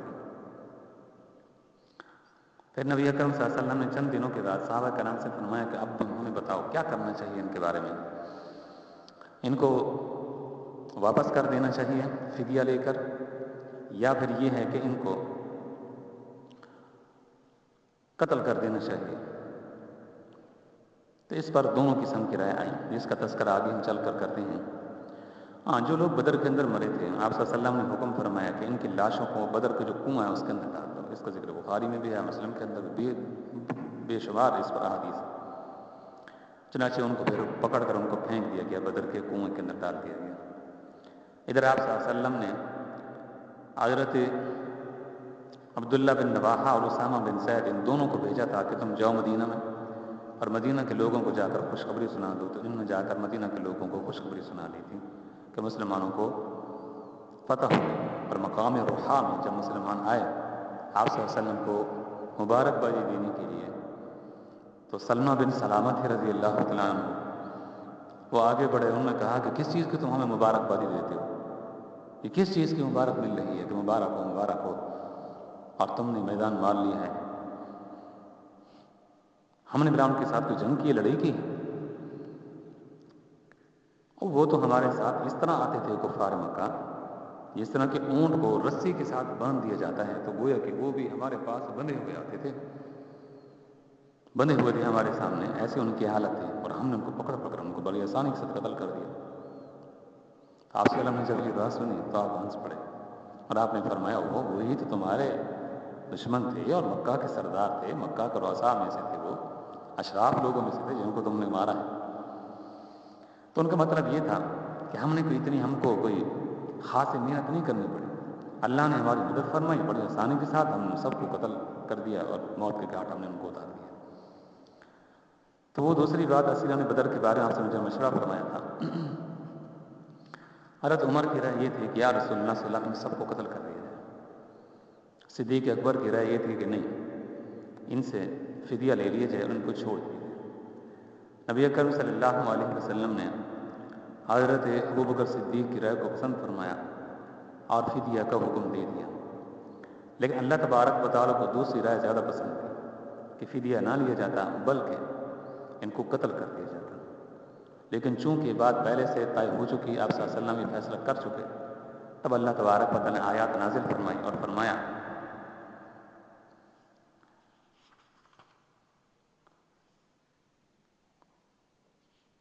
ما كان لنبي ان يكون له اسرى حتى يثخن في الارض تريدون عرض الدنيا والله يريد الاخره والله عزيز حكيم لولا کتاب من اللہ سبق لمسکم فیما اخذتم عذاب عظیم۔ کیا پیغمبر آپ کے لیے مناسب نہیں تھا کہ آپ ان کو فدیہ لے کر ان کو چھوڑ دیا آپ نے؟ ان کا تو خون بہایا جانا چاہیے تھا، اور خوب خون بہایا جاتا ہے ان کا۔ بہرحال اب تو یہ ہے لولا کتاب من اللہ سبق لمسکم فیما اخذتم عذاب عظیم، جو کچھ ہو چکا ہو چکا، اب اللہ تبارک و اس پر تم سے کوئی مواخذہ نہیں دے گا۔ تو بہرحال اللہ تبارک و تعالیٰ کے فضل و کرم سے آپ صلی اللہ علیہ وسلم نے فیصلہ ان کے لیے کر دیا فدیہ کے طور پر، اور اس طرح بعضوں سے 1000 بعضوں سے 4000 تک بھی درہم لیے گئے، اور ان میں سے کچھ ایسے لوگ بھی تھے جن کے پاس کچھ پیسہ اور دولت نہیں تھا، تو نبی اکرم صلی اللہ علیہ وسلم نے ان سے فرمایا کہ تم بغیر کسی فدیہ کے تم کو رہا کیا جاتا ہے۔ اور بعض پھر ان میں سے وہ تھے کہ جن کو نبی اکرم صلی اللہ علیہ وسلم نے یہ فرمایا کہ تم میں سے جو پڑھے لکھے لوگ ہیں اور ان مسلمانوں کو کچھ نہ کچھ تعلیم دے دیں تو یہی ان کا فدیہ ہوگا، اور چنانچہ ان کا پھر فدیہ وہی ٹھہرا۔ تو اس طرح تمام فدیہ کے طور پر رہا کر دیا گیا۔ اب جو لوگ اس جنگ کے اندر مہاجرین میں سے یا انصار میں سے شریک ہوئے تھے، ہمارے مفسرین نے، محدثین نے، محققین نے ان تمام کے ناموں کو بیان کیے ہیں۔ برکت کے طور پر ہم بھی وہ نام آپ کے سامنے بیان کر دیتے ہیں کہ جن لوگوں نے اس کے اندر شرکت کی تھی۔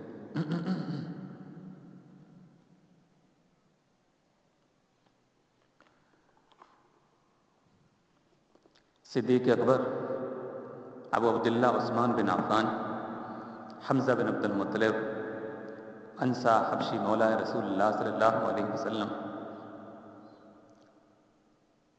ابو حفص عمر بن خطاب، ابو الحسن علی بن ابی طالب، زید بن حارثہ، ابو کبشہ فارسی مولا رسول اللہ صلی اللہ علیہ وسلم، اور مرثد بن ابی مرثد کنانہ کناز بن حسن کے بیٹے، عبیدہ بن الحارث اور ان کے دونوں بھائی، طفیل بن حارث، حسین بن حارث، مصطح، عوف بن اساسہ۔ نمبر 15 ابو حذیفہ بن عتبہ بن ربیعہ۔ نمبر 16 سالم مولا ابی حذیفہ۔ نمبر 17 صبیح مولا ابی العاص امیہ۔ نمبر 18 عبداللہ بن جحش۔ نمبر 19 عکاشہ بن محصن۔ نمبر 20 شجاع بن وہب اور ان کے بھائی۔ نمبر 21 عقبہ بن وہب۔ نمبر 22 یزید بن رقیش۔ نمبر 23 ابو سنان بن محصن عکاشہ بن محصن کے بھائی۔ نمبر 24 سنان بن ابی سنان، یعنی ابو سنان بن محصن کے بیٹے اور عکاشہ کے بھتیجے۔ نمبر 25 محرز بن نزلہ۔ نمبر 26 ربیعہ بن اقسم۔ نمبر 27 صفح بن عمر اور ان کے دونوں بھائی۔ نمبر 28 مالک بن عمر۔ نمبر 29 مدلج بن عمر۔ نمبر 30 سوید بن مخشی۔ نمبر 31 عتبہ بن غزوان۔ نمبر 32 خباب مولا عتبہ بن غزوان۔ نمبر 33 زبیر بن عوام۔ نمبر 34 حاتب بن ابی بلتہ۔ نمبر 35 سعد کلبی مولا حاتب بن ابی بلتہ۔ نمبر 36 مصعب بن عمیر۔ نمبر 37 سویبت بن سعد۔ نمبر 38 عبد الرحمن بن عوف۔ نمبر 39 سعد بن ابی وقاص اور ان کے بھائی۔ نمبر 40 عمیر بن ابی وقاص۔ نمبر 41 مقداد بن عمر۔ نمبر 42 عبداللہ بن مسعود۔ نمبر 43 مسعود بن ربیعہ۔ نمبر 44 ذو الشمالین بن عبد عمر۔ نمبر 45 خباب بن الارت۔ نمبر 46 بلال بن رباح مولا ابی بکر۔ نمبر 47 عامر بن فہیرہ۔ نمبر 48 صہیب بن سنان رومی۔ نمبر 49 طلحہ بن عبید اللہ۔ نمبر 50 ابو سلمہ بن عبد الاسد۔ نمبر 51 شماس بن عثمان۔ نمبر 52 ارقم بن ابی الارقم۔ نمبر 53 عمار بن یاسر۔ نمبر 54 معتب بن عوف۔ نمبر 55 زید بن الخطاب، یعنی عمر بن خطاب بن خطاب کے بھائی۔ نمبر 56 مہجع مولا عمر بن خطاب بن الخطاب کے بھائی۔ نمبر 57 عمر بن سراقہ اور ان کے بھائی۔ نمبر 58 عبداللہ بن سراقہ۔ نمبر 59 واقد بن عبداللہ۔ نمبر 60 خولی بن ابی خولی۔ نمبر 61 مالک بن ابی خولی۔ نمبر 62 عامر بن ربیعہ۔ نمبر 63 عامر بن بکیر۔ نمبر 64 عاقل بن بکیر۔ نمبر 65 خالد بن بکیر۔ نمبر 66 ایاس بن بکیر۔ نمبر 67 سعید بن زید بن عمر بن نفیل۔ نمبر 68 عثمان بن مزعون۔ نمبر 69 سائب بن عثمان، یعنی عثمان بن مزعون کے بھائی۔ نمبر 70 قدامہ بن مزعون۔ نمبر 71 عبداللہ بن مزعون۔ نمبر 72 معمر بن حارث۔ نمبر 73 خنیس بن حذیفہ۔ نمبر 74 ابو سبرہ بن ابی رحم۔ نمبر 75 عبداللہ بن مخرمہ۔ نمبر 76 عبداللہ بن سہیل بن عمر۔ نمبر 77 عمیر بن عوف مولا سہیل بن عمر۔ نمبر 78 سعد بن خولہ۔ نمبر 79 ابو عبیدہ عامر بن الجراح۔ نمبر 80 عمر بن حارث۔ نمبر 81 سہیل بن وہب اور ان کے بھائی۔ نمبر 82 صفوان بن وہب۔ نمبر 83 عمر بن ابی سرہ۔ نمبر 84 وہب بن سعد، نمبر 85 حاتم بن عمر، نمبر 86 عیاض بن ابی زبیرہ۔ تو یہ وہ حضرات تھے کہ جو بدر کے اندر شریک ہوئے اور مہاجرین میں سے تھے۔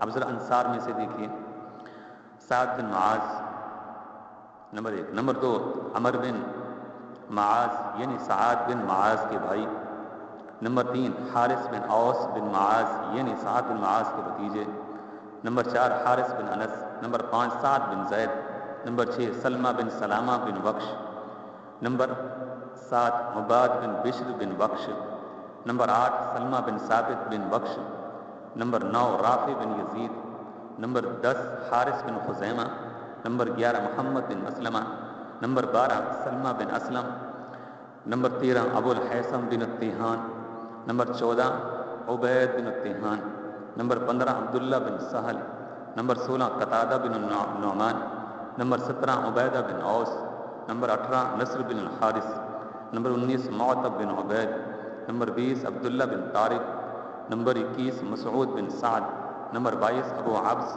عبس بن جبیر، نمبر 23 ابو بردہ ہانی بن نیار، نمبر 24 عاصم بن ثابت، نمبر 25 محتب بن قشیر، نمبر 26 عمر بن معبد، نمبر 27 سہل بن حنیف، نمبر 28 مبشر بن عبد المنذر، نمبر 29 رفاع بن عبد المنذر، نمبر 30 سعد بن عبید بن النعمان، نمبر 31 وائم بن ساعدہ، نمبر 32 رافع بن عنجدہ، نمبر 33 عبید بن ابی عبید، نمبر 34 ثعلبہ بن حاتب، نمبر 35 ابو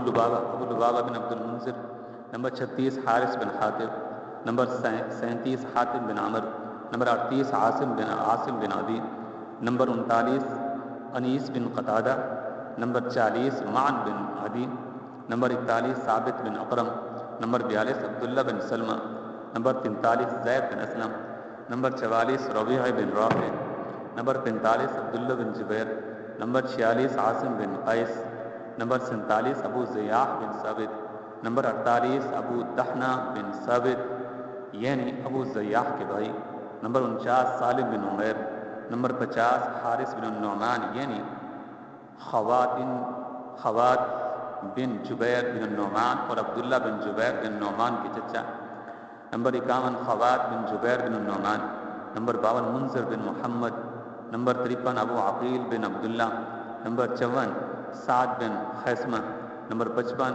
منذر بن قدامہ، نمبر 56 مالک بن قدامہ، نمبر 57 حارث بن عرفجہ، نمبر 58 تمیم مولا سعد بن خیسمہ، نمبر 59 جابر بن عتیق، نمبر 60 مالک بن نمیلہ، نمبر 61 نعمان بن عصر، نمبر 62 خارجہ بن زید، نمبر 63 سعد بن ربیع اور نمبر 64 عبداللہ بن رواحہ، نمبر 65 خلاد بن سوید، نمبر 66 بشیر بن سعد، نمبر 67 سماک بن سعد، نمبر 68 سبی بن قیس، نمبر 69 عباد بن قیس دونوں بھائی ہیں، نمبر 70 عبداللہ بن عبس، نمبر 71 یزید بن حارث، نمبر 72 خبیب بن اصحاب، نمبر 73 عبداللہ بن زید بن ثعلبہ، نمبر 74 حریث بن زید بن ثعلبہ دونوں بھائی ہیں، نمبر 75 سفیان بن بشر، نمبر 76 تمیم بن یعار، نمبر 77 عبداللہ بن عمیر،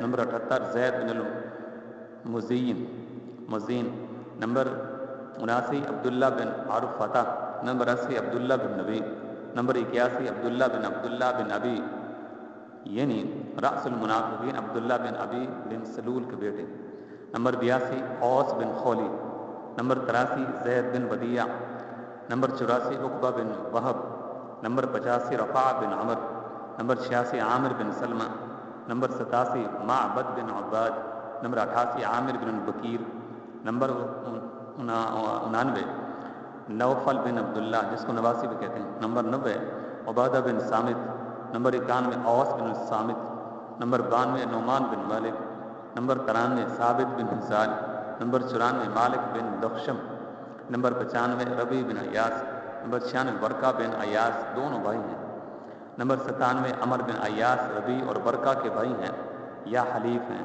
علی اختلاف الاقوال، نمبر 98 مجزر بن زیاد، نمبر 99 عباد بن خشخاش، نمبر 100 نحاب بن ثعلبہ، نمبر 101 عبداللہ بن ثعلبہ، یہ دونوں بھائی ہیں، نمبر 102 عتبہ بن ربیعہ، نمبر 103 ابو دجانہ سماک بن خرشہ، نمبر 104 منذر بن عمر، نمبر 105 ابو سعید مالک بن ربیعہ، نمبر 106 مالک بن مسعود، نمبر 107 عبدی ربہ بن حق، نمبر 108 کعب بن جماز، نمبر 109 زمرہ بن عمر، نمبر 110 زیاد بن عمر، نمبر 111 بسبس بن عمر، نمبر 112 عبداللہ بن عامر، نمبر 113 خراش بن سمہ، نمبر 114 حباب بن منذر، نمبر 115 عمیر بن الحمام، نمبر 116 تمیم مولا خراش، نمبر 117 عبداللہ بن عمر بن حرام، نمبر 118 معاذ بن عمر بن جموح،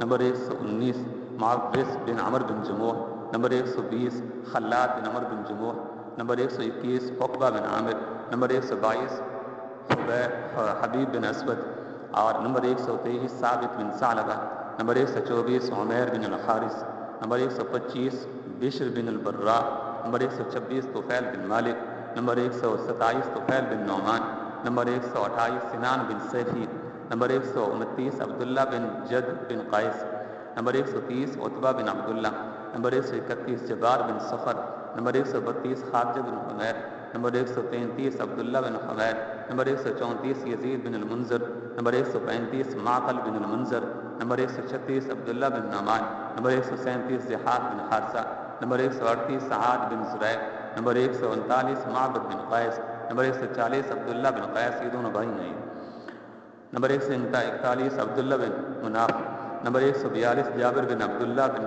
ریاب، نمبر 143 خلید بن قیس، نمبر 144 نعمان بن سنان، نمبر 145 ابو المنذر یزید بن عامر، نمبر 146 سلیم بن عمر، نمبر 147 قطبہ بن عامر، نمبر 148 عنترہ مولا سلیم بن عمر، نمبر 149 عبس بن عامر، نمبر 150 ثعلبہ بن غمہ، نمبر 151 ابو الیسر کعب بن عمر، نمبر 152 سہل بن قیس، نمبر 153 عمر بن طلق، نمبر 154 معاذ بن جبل، نمبر 155 قیس بن محسن، نمبر 156 حارث بن قیس، نمبر 157 جبیر بن عیاس، نمبر 158 سعد بن عثمان، نمبر 159 عقبہ بن عثمان، دونوں بھائی ہیں، نمبر 160 ذکوان بن قیس، نمبر 161 مسعود بن خلدہ، نمبر 162 عباد بن قیس، نمبر 163 اسد بن یزید، نمبر 164 فاقہ بن بشر، نمبر 165 معاذ بن ماعز، نمبر 166 عائس بن ماعز، دونوں بھائی ہیں، نمبر 167 مسعود بن سعد، نمبر 168 رفاع بن رافع، نمبر 169 خلاد بن رافع، دونوں بھائی ہیں، نمبر 170 عبید بن زید، نمبر 171 زیاد بن لبید، نمبر 172 فروہ بن عمر، نمبر 173 خالد بن قیس، نمبر 174 جبلہ بن ثعلبہ، نمبر 175 عطیہ بن نویرہ، نمبر 176 خلیفہ بن عدی، نمبر 177 عمارہ بن حزم، نمبر 178 سراقہ بن مالک، نمبر 179 حارثہ بن نعمان، نمبر 180 سلیم بن قیس، نمبر 181 سہیل بن قیس، نمبر 182 عدی بن زغبہ، نمبر 183 مسعود بن عوس، نمبر 184 ابو خزیمہ بن عوس، نمبر 185 رافع بن حارث، نمبر 186 عوف بن حارث، نمبر 187 معوذ بن حارث، نمبر 188 معاذ بن حارث، تینوں افرا کے بیٹے ہیں یہ، نمبر 189 نعمان بن یا نعیمان بن عمر، نمبر 190 عامر بن مخلد، نمبر 191 عبداللہ بن قیس، نمبر 192 عسیمہ اشجعی، نمبر 193 وثیقہ بن عمر، نمبر 194 ابو الحمراء مولا حارث بن عفراء، نمبر 195 ثعلبہ بن عمر، نمبر 196 حارث بن سمہ،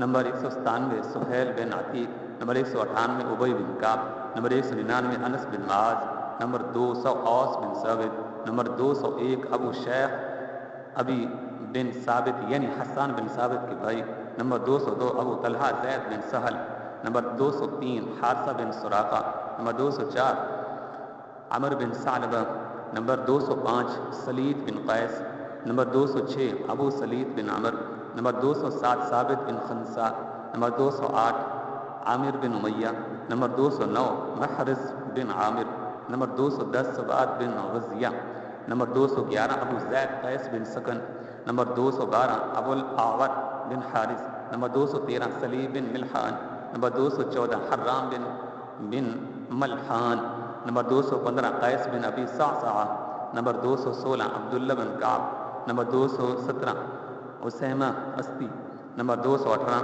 ابو داود عمیر بن عامر، نمبر 219 سراقہ بن عمر، نمبر 220 قیس بن مخلد، نمبر 221 نعمان بن عبد عمر، نمبر 222 سماک بن عبد عمر، نمبر 223 سلیم بن حارث، نمبر 224 جابر بن خالد، number 225 سعد بن Sohail, number 226 کعب بن زید، number 227 بجیر بن ابی بجیر، نمبر 228 عتبان بن مالک، نمبر 229 ملیل بن دبرہ، number 230 عصمہ بن الحسین، number 231 ہلال بن المعلی۔ تو یہ وہ حضرات تھے کہ جو بدر کے اندر شریک ہوئے، اور ان تمام کا تعلق جو ہے یہ انصار کے ساتھ تھا۔ یہ اسی طرح نبی اکرم صلی اللہ علیہ وسلم نے ان دونوں صحابہ کے لیے، خواہ وہ مہاجرین تھے خواہ وہ انصار میں سے تھے، بڑی ان کی فضیلت کو جو ہے بیان فرمائے ہیں۔ اللہ تبارک و تعالی ہم سب کو اس پر عمل کی توفیق عطا فرمائے، اور ہمارے لیے اس کو ذخیرہ آخرت بنائے۔ السلام علیکم ورحمۃ اللہ وبرکاتہ۔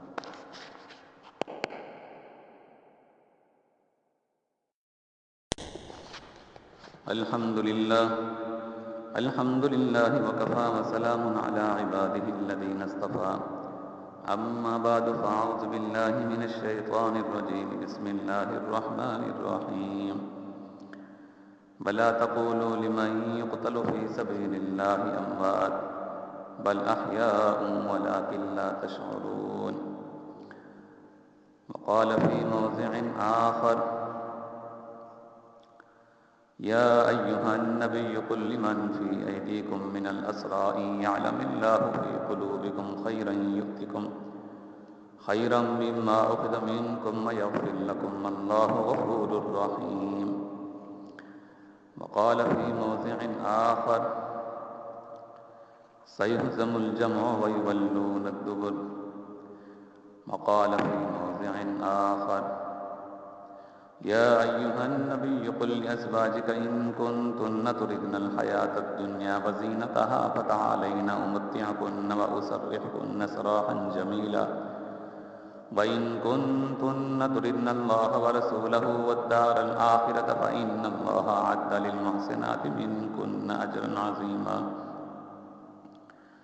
وقال في موضع آخر ويريد الله أن يحق الحق بكلماته ويقطع دابر الكافرين ليحق الحق ويبطل الباطل ولو كره المجرمون۔ وقال في موضع آخر فاضربوا فوق الأعناق واضربوا منهم كل بنان۔ وقال في موضع آخر فإذا لقيتم الذين كفروا فضرب الرقاب حتى إذا أثخنتموهم فشدوا الوثاق فإما منا بعد وإما فداء حتى تضع الحرب أوزارها ذلك۔ وقال في موضع آخر ما كان لنبي أن يكون له أسرى حتى يسخن في الأرض تريدون عرض الدنيا والله يريد الآخرة والله عزيز حكيم لولا كتاب من الله سبق لمسكم فيما أخذتم عذاب عظيم۔ وقال في موضع آخر رب لا تذر على الأرض من الكافرين ديارا إنك إن تذرهم يضلوا عبادك ولا يلدوا إلا فاجرا كفارا ربنا اطمس على أموالهم واشدد على قلوبهم فلا يؤمنوا حتى يروا العذاب الأليم۔ وقال في موضع آخر فمن تبعني فإنه مني ومن عصاني فإنك غفور رحيم۔ وقال في موضع آخر إن تعذبهم فإنهم عبادك وإن تغفر لهم فإنك أنت العزيز الحكيم۔ وقال في موضع آخر إذ تستغيثون ربكم فاستجاب لكم أني ممدكم بألف من الملائكة مردفين وما جعله الله إلا بشرى لكم ولتطمئن قلوبكم به وما النصر إلا من عند الله إن الله عزيز حكيم. وقال في موضع آخر إن الله لا يغفر أن يشرك به ويغفر ما دون ذلك لمن يشاء ومن يشرك بالله فقد ضل ضلالا مبينا. وقال في موضع آخر وأنزل جنودا لم تروها. وقال في موضع آخر سيهزم الجمع ويولون الدبر. وقال في موضع آخر أمن يجيب المضطر إذا دعاه ويكشف السوء ويجعلكم خلفاء الأرض. وقال النبي صلى الله عليه وسلم اللهم أنجز لي ما وعدتني اللهم إن تهلك هذه العصابة لا تغبن في الأرض. وقال في موضع آخر هذا مصرع فلان قال ويضع يده على الأرض ها هنا ها هنا قال فما مات أحدهم عن موضع يد رسول الله صلى الله عليه وسلم. وقال في موضع آخر يوم بدر من ينظر ما فعل أبو جهل فانطلق ابن مسعود فوجد ابني عفراء قال ضرباه حتى برد فأخذ بلحيته فقال أنت أبو جهل فقال وهل فوق رجل فقتلتموه أو قتله قومه. وقال في موضع آخر كذبت لا يدخلها فإنه شهد بدرا والحديبة. وقال في موضع آخر لا يدخل النار إن شاء الله من أصحاب الشجرة أحد الذي بايعوا تحتها. وقال في موضع آخر يوم بدر هذا جبريل آخذ برأس فرسه عليه أداة الحرب. وقال في موضع آخر ما تعدون أهل بدر فيكم قال ومن أفضل مسلميناه كلمة نحوها قال وكذلك من شهد بدرا من الملائكة. وقال في موضع آخر يوم بدر إذا أكسبوكم فارموهم واستبقوا نبلكم.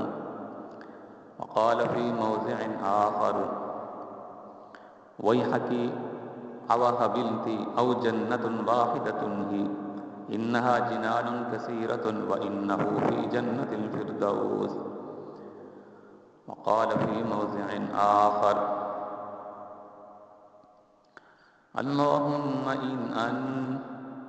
اللهم إني أنشدك عهدك ووعدك اللهم إن شئت لم تعبد بعد اليوم. وقال في موضع آخر يوم بدر حين صففنا لقريش وصفوا لنا إذا أكسبوكم فعليكم بالنبل. صدق الله العظيم وصدق رسوله النبي الكريم ونحن على ذلك لمن الشاهدين والشاكرين والحمد لله رب العالمين. میرے واجب الاحترام بزرگ بھائیوں اور عزیز ساتھیوں، آج کی اس بابرکت نشست میں اللہ تبارک و تعالی نے محض اپنے فضل و کرم سے ہم سب کو ایک جگہ مل بیٹھنے کی توفیق بخشی ہے۔ اس پر ہم سب کو اللہ کا شکر ادا کرنا چاہیے۔ آج کا دن بہت عظیم دن ہے، اور آج کا دن بڑا تاریخی دن ہے۔ ماہ رمضان کی آج 17 تاریخ ہے۔ جب ہم لوگ ماضی کی دریچوں میں جھانک کر دیکھتے ہیں تو یہی وہ دن تھا کہ جس میں غزوہ بدر پیش آیا تھا۔ پھر یہی وہ دن ہے کہ سن 58 ہجری میں حضرت عائشہ رضی اللہ تعالیٰ عنہ کا جنازہ مدینہ سے نکلا تھا۔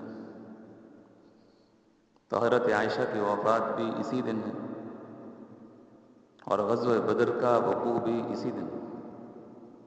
حضرت عائشہ 58 ہجری میں فوت ہوئی، غزوہ بدر سن 2 ہجری کے اندر پیش آیا، لیکن تاریخ یہی بنتی ہے، مہینہ بھی یہی بنتا ہے۔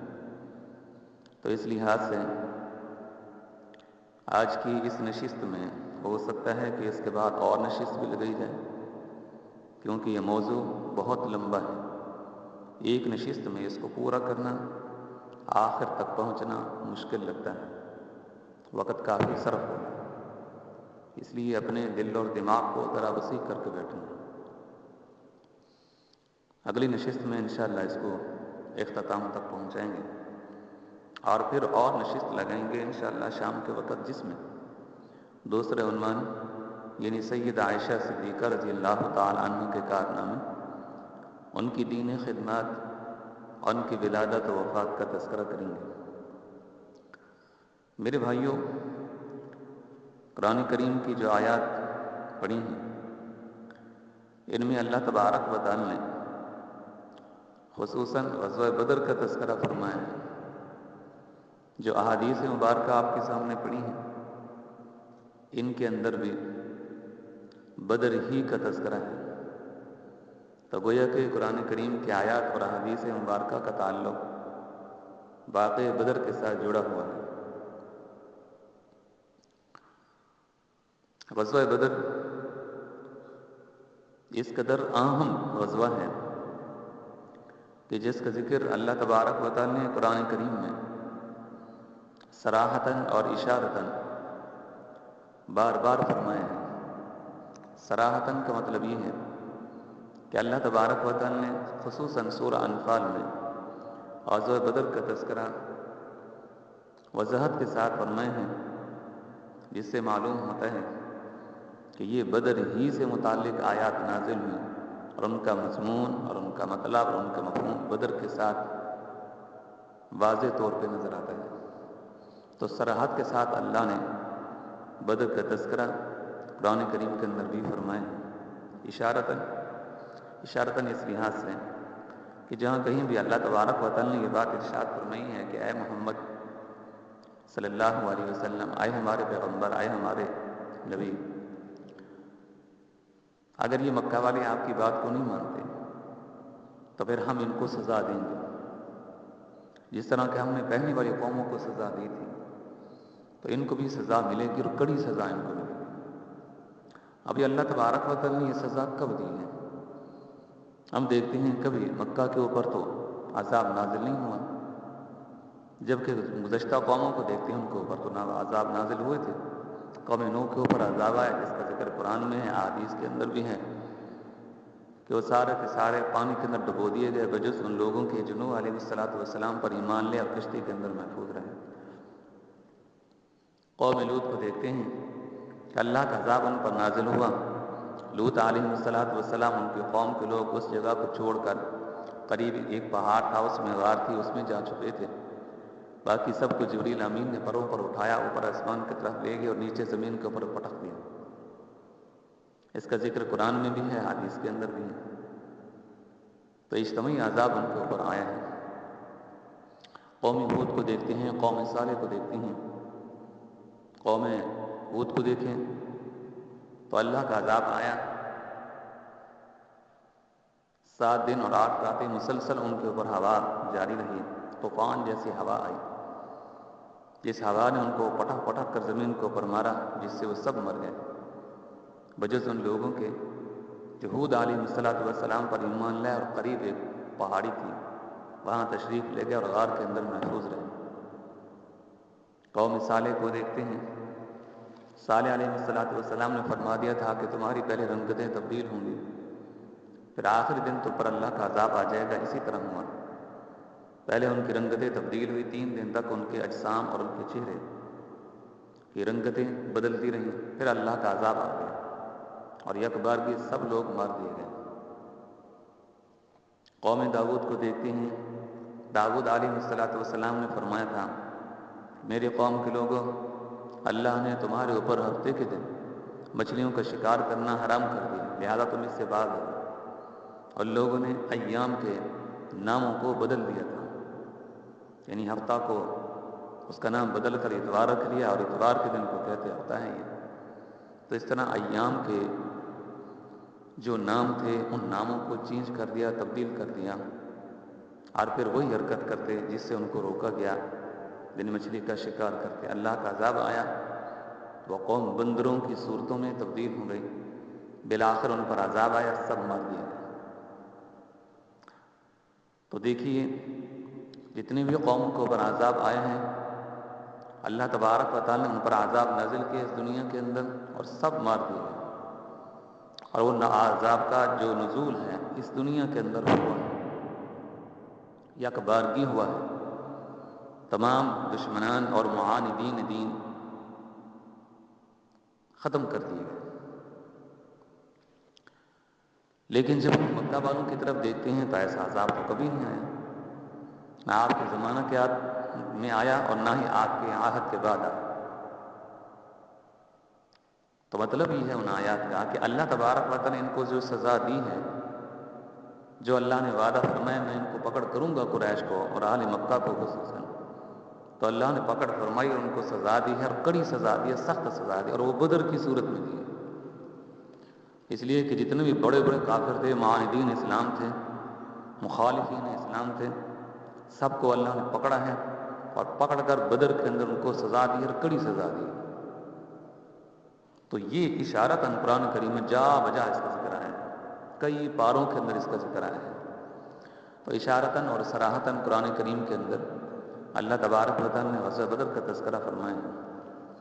جب ہم ذخیرہ احادیث کی طرف نظر کرتے ہیں تو بے شمار مواقع ایسے ہیں کہ جن میں نبی اکرم صلی اللہ علیہ وسلم نے بدر کا تذکرہ فرمایا، صحابہ نے بدر کا تذکرہ فرمایا۔ صرف اتنا ہی نہیں، رسول اللہ صلی اللہ علیہ وسلم نے بدر والوں کے لیے جنت کا اعلان فرمایا اور رب کی رضا کا اعلان فرمایا۔ بلکہ ایک جگہ تو یوں بھی آیا ہے کہ اللہ تبارک و تعالیٰ نے فرمایا آج کے بعد بدر والے جو کچھ بھی کرتے رہیں گے رب ان سے کبھی مواخذہ نہیں کرے گا۔ مطلب یہ ہے کہ فوراً ان کو پھر توفیق مل جائے گی، اگر ان سے کوئی خطا ہو بھی گئی، توبہ کی وہ توبہ کریں گے اور اب ان کے گناہوں کو مٹا دے گا، ختم کر دے گا۔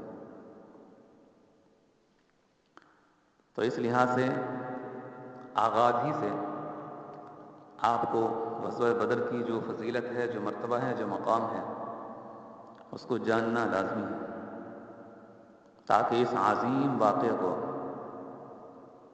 ہم اچھی طریقے سے سماعت کر سکیں اور اپنے دل اور دماغ کے رگ و ریشہ کے اندر محفوظ کر سکیں۔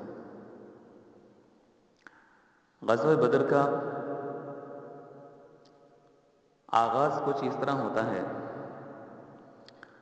کہ ماہ رمضان کی شروع کے دن چل رہے تھے، نبی اکرم صلی اللہ علیہ وسلم کو مدینہ کے اندر یہ خبر ملی کہ ابو سفیان کا قافلہ تجارت کی غرض سے شام کے اندر گیا ہوا تھا اور وہاں سے پھر واپس بھی آ رہا ہے اور مدینہ کے قریب سے گزر کر مکہ میں داخل ہوگا۔ اس زمانے کے اندر شام کی طرف سے اگر دیکھیں تو مدینہ پہلے پڑتا ہے اور بعد میں مکہ آتا ہے، تو مکہ سے شام کی طرف جائیں تو مدینہ کے قریب سے گزر کر شام کی طرف جانا پڑتا تھا۔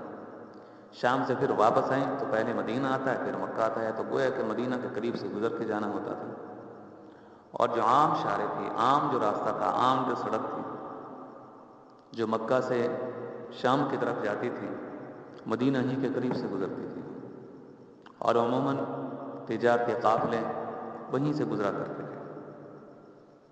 تو اس لحاظ سے آپ صلی اللہ علیہ وسلم نے فرمایا کہ کیوں نہ ہو کہ ہم اس جماعت کی طرف نکلیں اور ان پر قابو پائیں، اور جو کچھ ان لوگوں نے اسلحہ وغیرہ خرید لیا ہے اس پر قابو پا لیا جائے۔ تو آنے والے وقتوں میں ہو سکتا ہے کہ یہ لوگ اسی اسلحے کے زور پر مدینہ کے اوپر چڑھی کر دیں اور ہمیں کسی مصیبت کے اندر مبتلا کر دیں، تو پہلے ہی سے اس کا بندوبست کر لیا جائے۔ اس کی ایک وجہ یہ بھی تھی کہ جب یہ لوگ شام سے واپس آئے تھے تجارت کرتے تو اس کے اندر بہت بڑا اسلحہ خرید کر لائے تھے۔ اب یہ اسلحہ کس لیے خریدا گیا تھا؟ مکہ والوں کو اور تو بڑا دشمن تھا ہی نہیں سوائے مسلمانوں کے اور آپ صلی اللہ علیہ وسلم کے، اور آپ صلی اللہ علیہ وسلم کو ان لوگوں نے نکال دیا تھا، اور آپ صلی اللہ علیہ وسلم تو ہجرت کر کے مدینہ کے اندر چلے گئے تھے، صحابہ کرام کو بھی نکال دیا کہ وہ بھی ہجرت کر کے مدینہ کے اندر چلے گئے، اور ان کی شرارتیں آئے دن رہتی، خصوصاً ابو جہل کے۔ کتنے مسلمان تھے جن کو شہید کر دیا گیا، قتل کر دیا گیا، لیکن اب بھی یہ لوگ مسلمانوں کے پیچھے پڑے ہوئے تھے۔ شام سے اسلحہ خریدا گیا اور اسی قافلہ ابو سفیان کے اندر وہ اسلحہ وغیرہ تھا اور مدینہ کی طرف لے جایا جا رہا تھا، یہ مکہ کی طرف لے جایا جا رہا تھا۔ آنے والے وقتوں میں مسلمانوں کو اس سے بڑا نقصان پہنچ سکتا تھا، اس لیے جو یہ طاقت بڑھ رہی تھی تو اس بڑھتی ہوئی طاقت کو یا یہ جو انتظامات ہو رہے تھے ان انتظامات کو پہلے سے روکنے کے لیے آپ صلی اللہ علیہ وسلم نے صحابہ کرام کو کوچ کا حکم دیا، تو پھر بدر کے اندر پہنچے اور وہاں مقابلہ ہوا۔ ابو سفیان کا جو قافلہ تھا وہ تو ہاتھ نہ آیا، آخر مقابلہ ہوا اور ان کے سر انہیں قتل کر دیا گیا۔ بہرحال نبی اکرم صلی اللہ علیہ وسلم نے صحابہ کرام سے فرمایا کہ ابو سفیان کے اس قافلے کے اوپر قابو پانا ہے۔ ماہ رمضان کی شروع کے دن یہ چل رہے تھے، کئی دن تک اس میں مشاورت ہوتی رہی۔ بالآخر ماہ رمضان کی 12 تاریخ کو رسول کریم صلی اللہ علیہ وسلم صحابہ کرام کی جماعت کو لے کر مدینہ سے باہر نکل پڑے۔ جب مدینہ سے باہر نکلے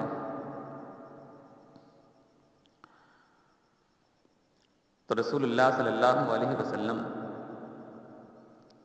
کے ساتھ جو صحابہ کرام تھے وہ چند تھے، وہ جن کی تعداد 313، 314، 315 بتائی جاتی ہے، ان مختلف روایات ہیں۔ عبداللہ بن عباس فرماتے ہیں کہ 313 ہیں، مسند احمد کے اندر بھی ہیں اور حاکم کے اندر بھی ہیں، مستدرک حاکم میں، اور باقی جو روایتیں دیگر حدیث کی کتابوں کے اندر بھی ملتی ہیں۔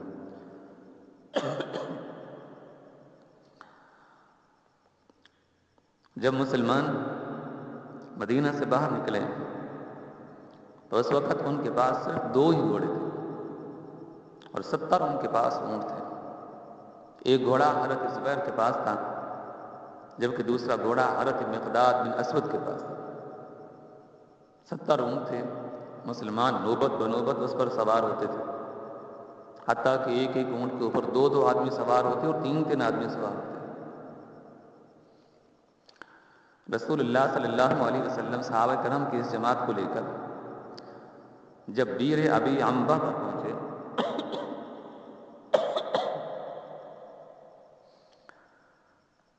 تو آپ صلی اللہ علیہ وسلم نے وہاں پر تمام صحابہ کرام کو ٹھہر جانے کا، رک جانے کا حکم فرمایا۔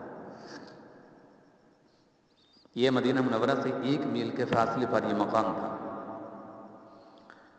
لشکر کے اندر جو بچے تھے کم عمر تھے، 15 سال سے کم ان کی عمر تھی، آپ صلی اللہ علیہ وسلم نے ان کو واپس مدینہ جانے کا حکم فرما دیا۔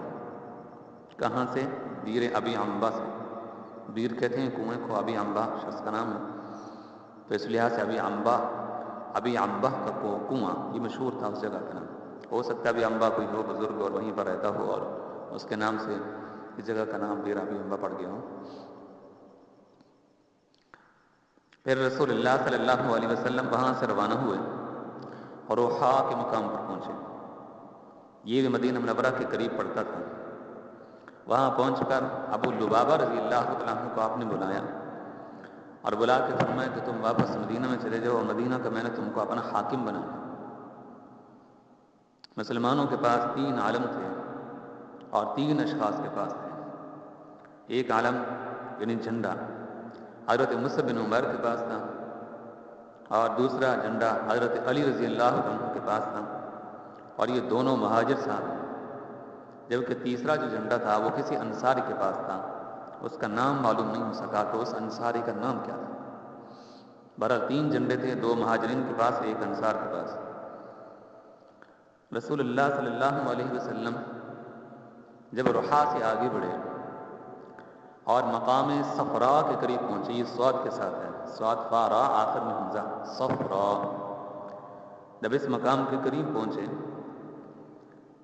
تو آپ نے بس بن عمر جہنی اور عدی بن ابی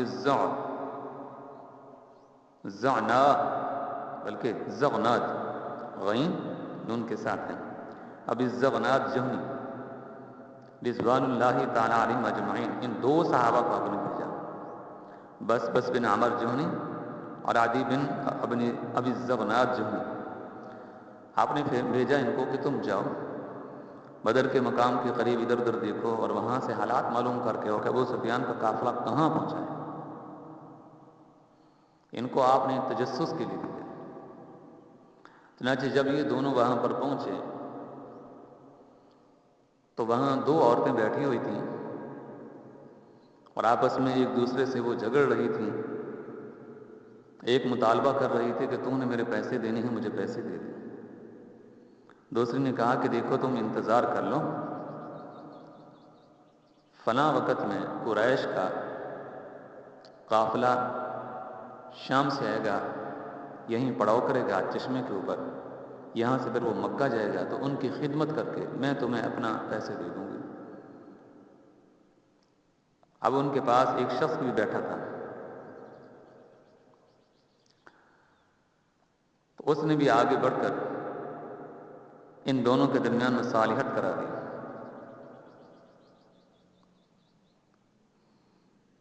جس کا نام مجدی تھا، مجدی بن عمر جہنی۔ تو مجدی بن عمر جہنی نے دونوں کے درمیان پڑھ کر اس نے کہا کہ میں صلح کراتا ہوں، ٹھیک ہے جس طرح کہہ رہی ہے، باقی قافلے میں آنا ہے، مجھے بھی اس کا علم ہے، یہ ان کی خدمت کرے گی، جتنے پیسے بنتے ہیں تمہارے دے دے گی، لہذا جھگڑو نہیں، تھوڑے ہی دن باقی رہ گئے ہیں، قافلہ قریب ہے، پہنچنے والا ہے۔ تو وہ دونوں عورتیں آپس میں خاموش ہو گئیں۔ یہ دونوں صحابی گئے اور وہاں پہنچ کر بس بن عمر جہنی اور عدی بن ابی زغناد جہنی حالات وہاں سے معلوم کی، ان عورتوں کے دونوں کے آپس کے اختلاف اور ان کے کلام کو سنا، اور اسی طرح مجدی بن عمر جہنی کی جو ان دونوں کے درمیان اس نے مصالحت کرے اس کو بھی سنا۔ تھوڑی دیر وہاں ٹھہرے، چشمے سے پانی پیا، اپنے اونٹوں کو ایک درخت کے نیچے بٹھایا، تھوڑی دیر وہاں ٹھہرنے کے بعد واپس چلے۔ اب یہ مجدی بن عمر جہنی یہ سارا واقعہ دیکھ رہا تھا، یہ وہیں کا رہنے والا شخص تھا۔ یہ آپ صلی اللہ علیہ وسلم مقام صفرا میں آپ پہنچے تھے کہ یہ دونوں صحابہ آپ صلی اللہ علیہ وسلم کی خدمت کے اندر آ پہنچے اور آپ صلی اللہ علیہ وسلم کو بتلایا کہ اللہ کے رسول جس قافلے کی تجسس کے لیے آپ نے ہم کو بھیجا تھا، ہم ان کا حالات معلوم کر کے آئے ہیں کہ اس قافلے نے باقی وہاں سے گزرنا ہے،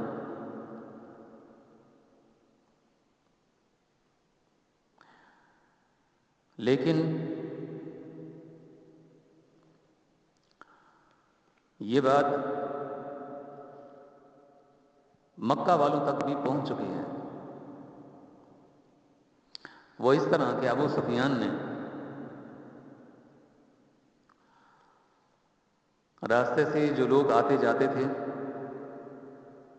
یعنی شام کی طرف آتے جاتے ہوئے، ان سے مسلسل یہ خبریں لے رہا تھا کہ مدینہ کے رہنے والے مسلمان ہمارے دشمن ہیں،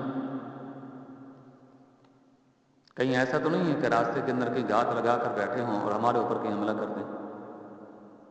تو وہ سوداگروں سے اور مسافروں سے مسلسل یہ خبریں لے رہا تھا۔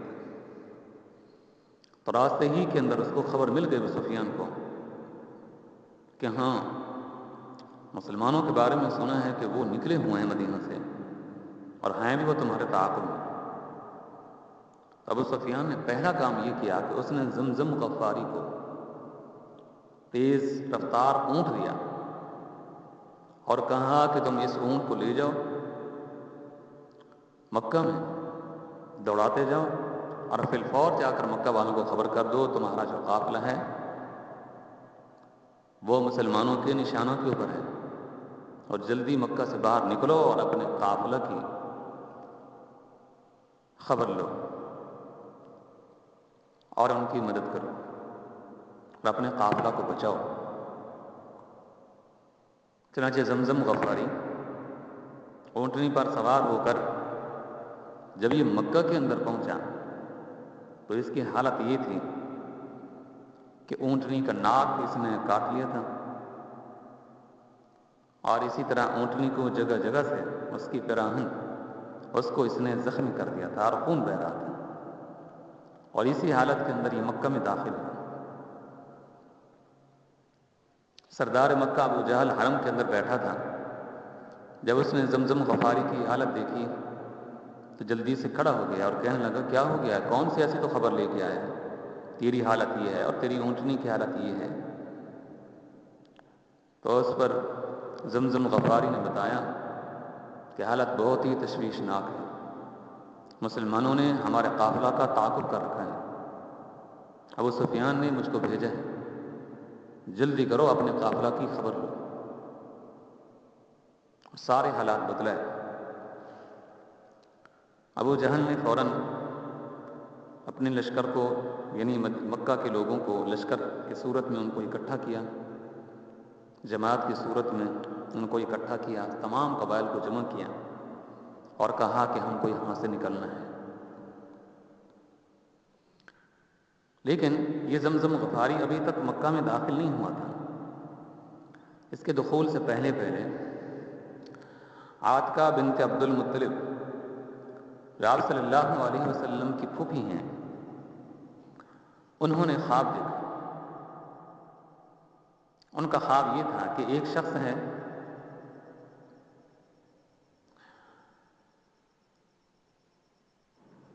اور وہ ابتہ کی وادی کے اندر آیا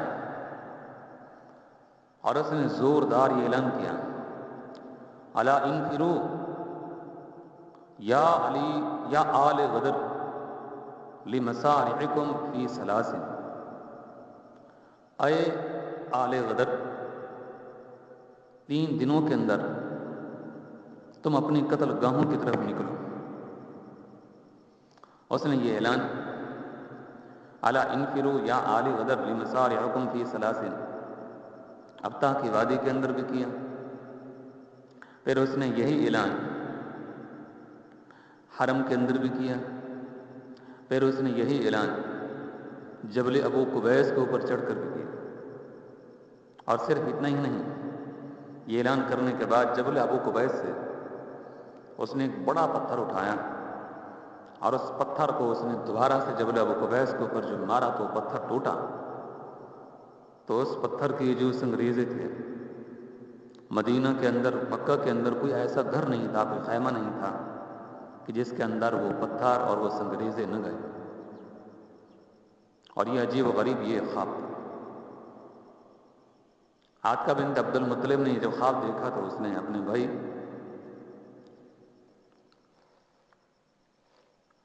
حضرت عباس کو بتایا، حضرت عباس نے اپنے دوست ولید کو بتایا۔ ولید یہ عتبہ کا بیٹا تھا، اس سے رہا نہ گیا، اس نے اپنے باپ عتبہ کو بتا دیا، عتبہ نے جا کر ابو جہل کو بتا دیا۔ تو اس طرح جس خواب کو چھپانے کی کوشش کی گئی تھی، سارے مکہ والوں کے درمیان وہ خواب پھیل گیا، ہر ایک کو خبر ہو گئی۔ ابو جہل نے اس کے اوپر بہت خوب اس نے مذاق اڑایا۔ اس نے کہا اچھا، پہلے تو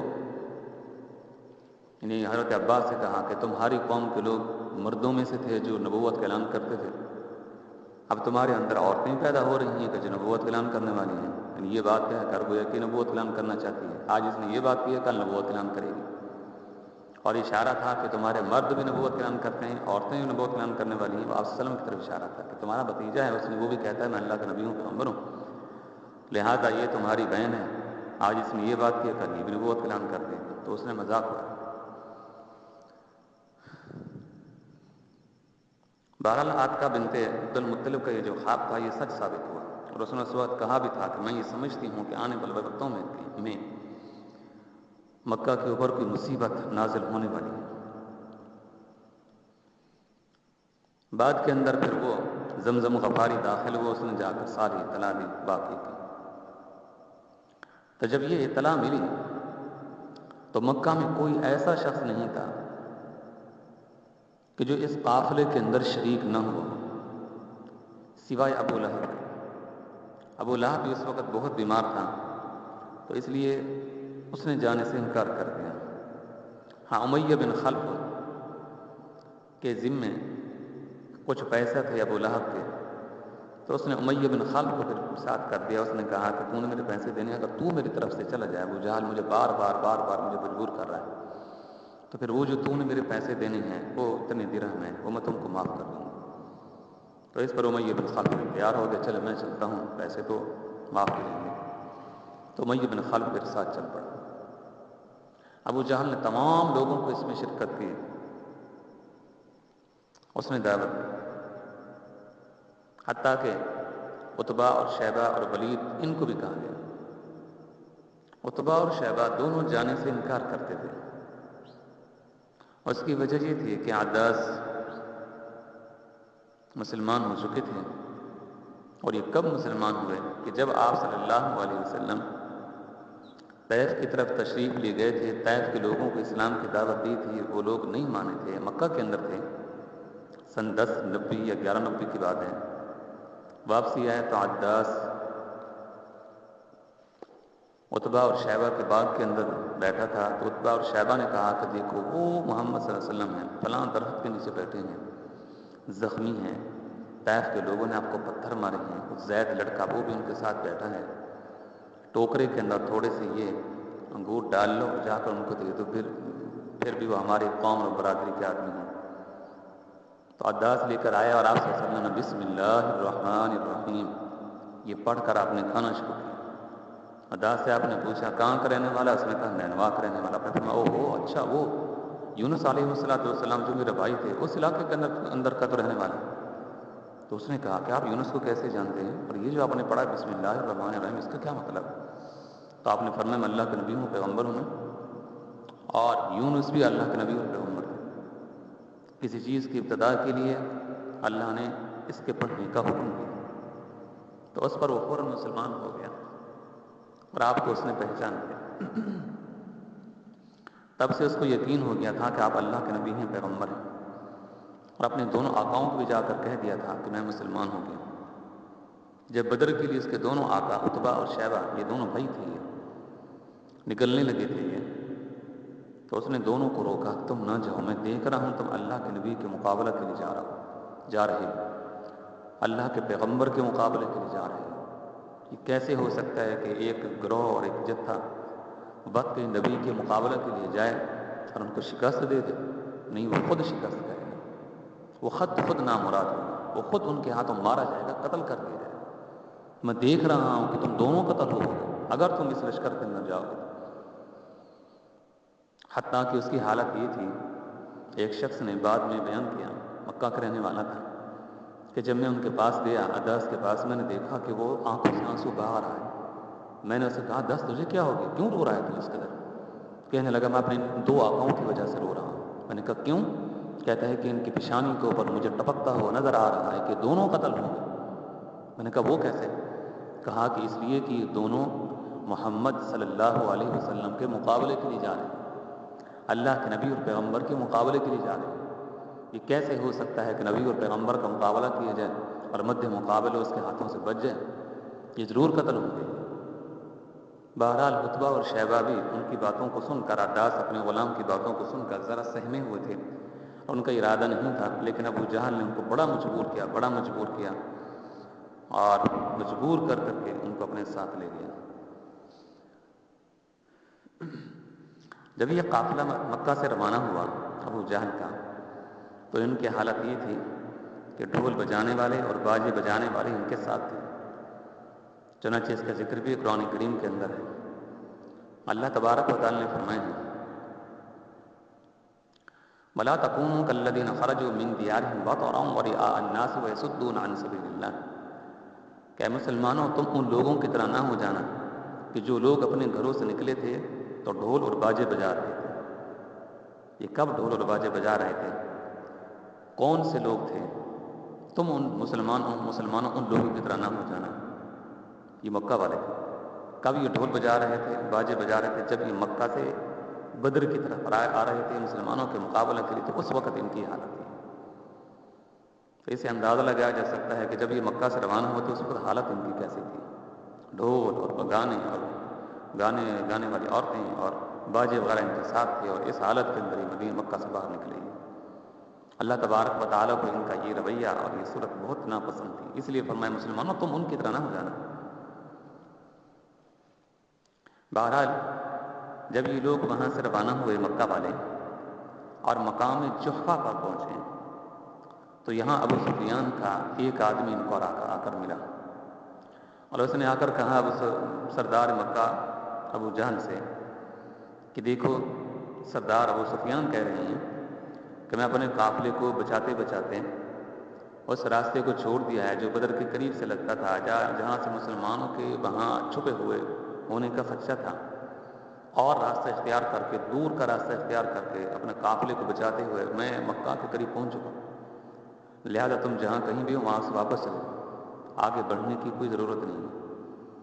جیسے یہ خط پہنچا، اب چاہیے تھا ابو جہل کو کہ وہاں سے واپس لوٹ جاتا، لیکن اس نے کہا کہ نہیں، یہ نہیں ہو سکتا، میں جب تک مسلمانوں کا مقابلہ نہ کروں، ان کا خون نہ بہوں، اس وقت تک میں یہاں سے واپس نہیں جاؤں گا۔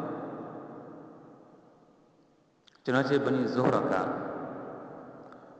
ایک سردار تھا جو اپنے قبیلہ کو، ان کے قبیلے کے لوگوں کو بھی اس کے اندر پوجی وغیرہ تھی، تو اس لیے وہ یہ چاہتا تھا کہ یہاں سے ہم لوگ واپس چلے جائیں۔ ابو جہل سے اس نے، اخنس بن شریف اس کا نام تھا، ابو جہل سے اس نے اس کی اجازت چاہی، تو ابو جہل نے پھر اجازت نہیں دی۔ اس نے کہا نہیں، تمہیں اس کی اجازت نہیں ہے واپس جانے کی، تم یہیں پر ہی رہو گے، یعنی اس قافلہ میں ہمارے ساتھ تم آگے جاؤ گے۔ اس نے بنی زہرہ سے کہا کہ دیکھو ہمارا جو مقصد تھا وہ پورا ہو گیا، ہم تو اپنے مال و متاع کو بچانے کے لیے نکلے تھے، جو ہمارا مال و متاع بچ گیا، اب اس سے بیان مدینہ کے اندر مکہ میں داخل ہو گیا ہے، تو ہمیں پھر آگے جانے کی کیا ضرورت ہے مسلمانوں کے ساتھ لڑنے کی، لہٰذا واپس چلو۔ تو یہ اپنے آدمیوں کو لے کر اخنس بن شریک بنی زہرہ کا سردار وہاں سے واپس چلا گیا اور مکہ میں داخل ہو گیا۔ لیکن ابو جہل سے بھی کہا گیا، اس کی اپنی ہی کمیٹی کے لوگوں نے کہا، بڑے بڑے لوگوں نے کہا کہ ہمیں واپس لوٹ جانا چاہیے، ابو جہل نہ مانا۔ ابھی اسی جوفاہی کے مقام پر تھے، رات کو چونکہ یہاں پر قیام تھا ان کا، تو ایک اور خواب دیکھا گیا۔ یہ خواب دیکھنے والے جہیم بن سلط تھے، جہیم بن سلط مقام جوفا۔ اس نے خواب یہ دیکھا کہ ایک گھوڑ سوار ہے اور ایک اونٹ اس کے ساتھ ہے۔ چنانچہ وہ آیا اور اس نے زوردار اس نے اعلان کیا، اس نے کہا کہ فلاں مار دیا جائے گا، فلاں شخص مار دیا جائے گا۔ یعنی عتبہ کا نام لیا، شیبہ کا نام لیا، ابو جہل کا نام لیا، سارے نام لے کر پکار کر وہ شخص کہہ رہا۔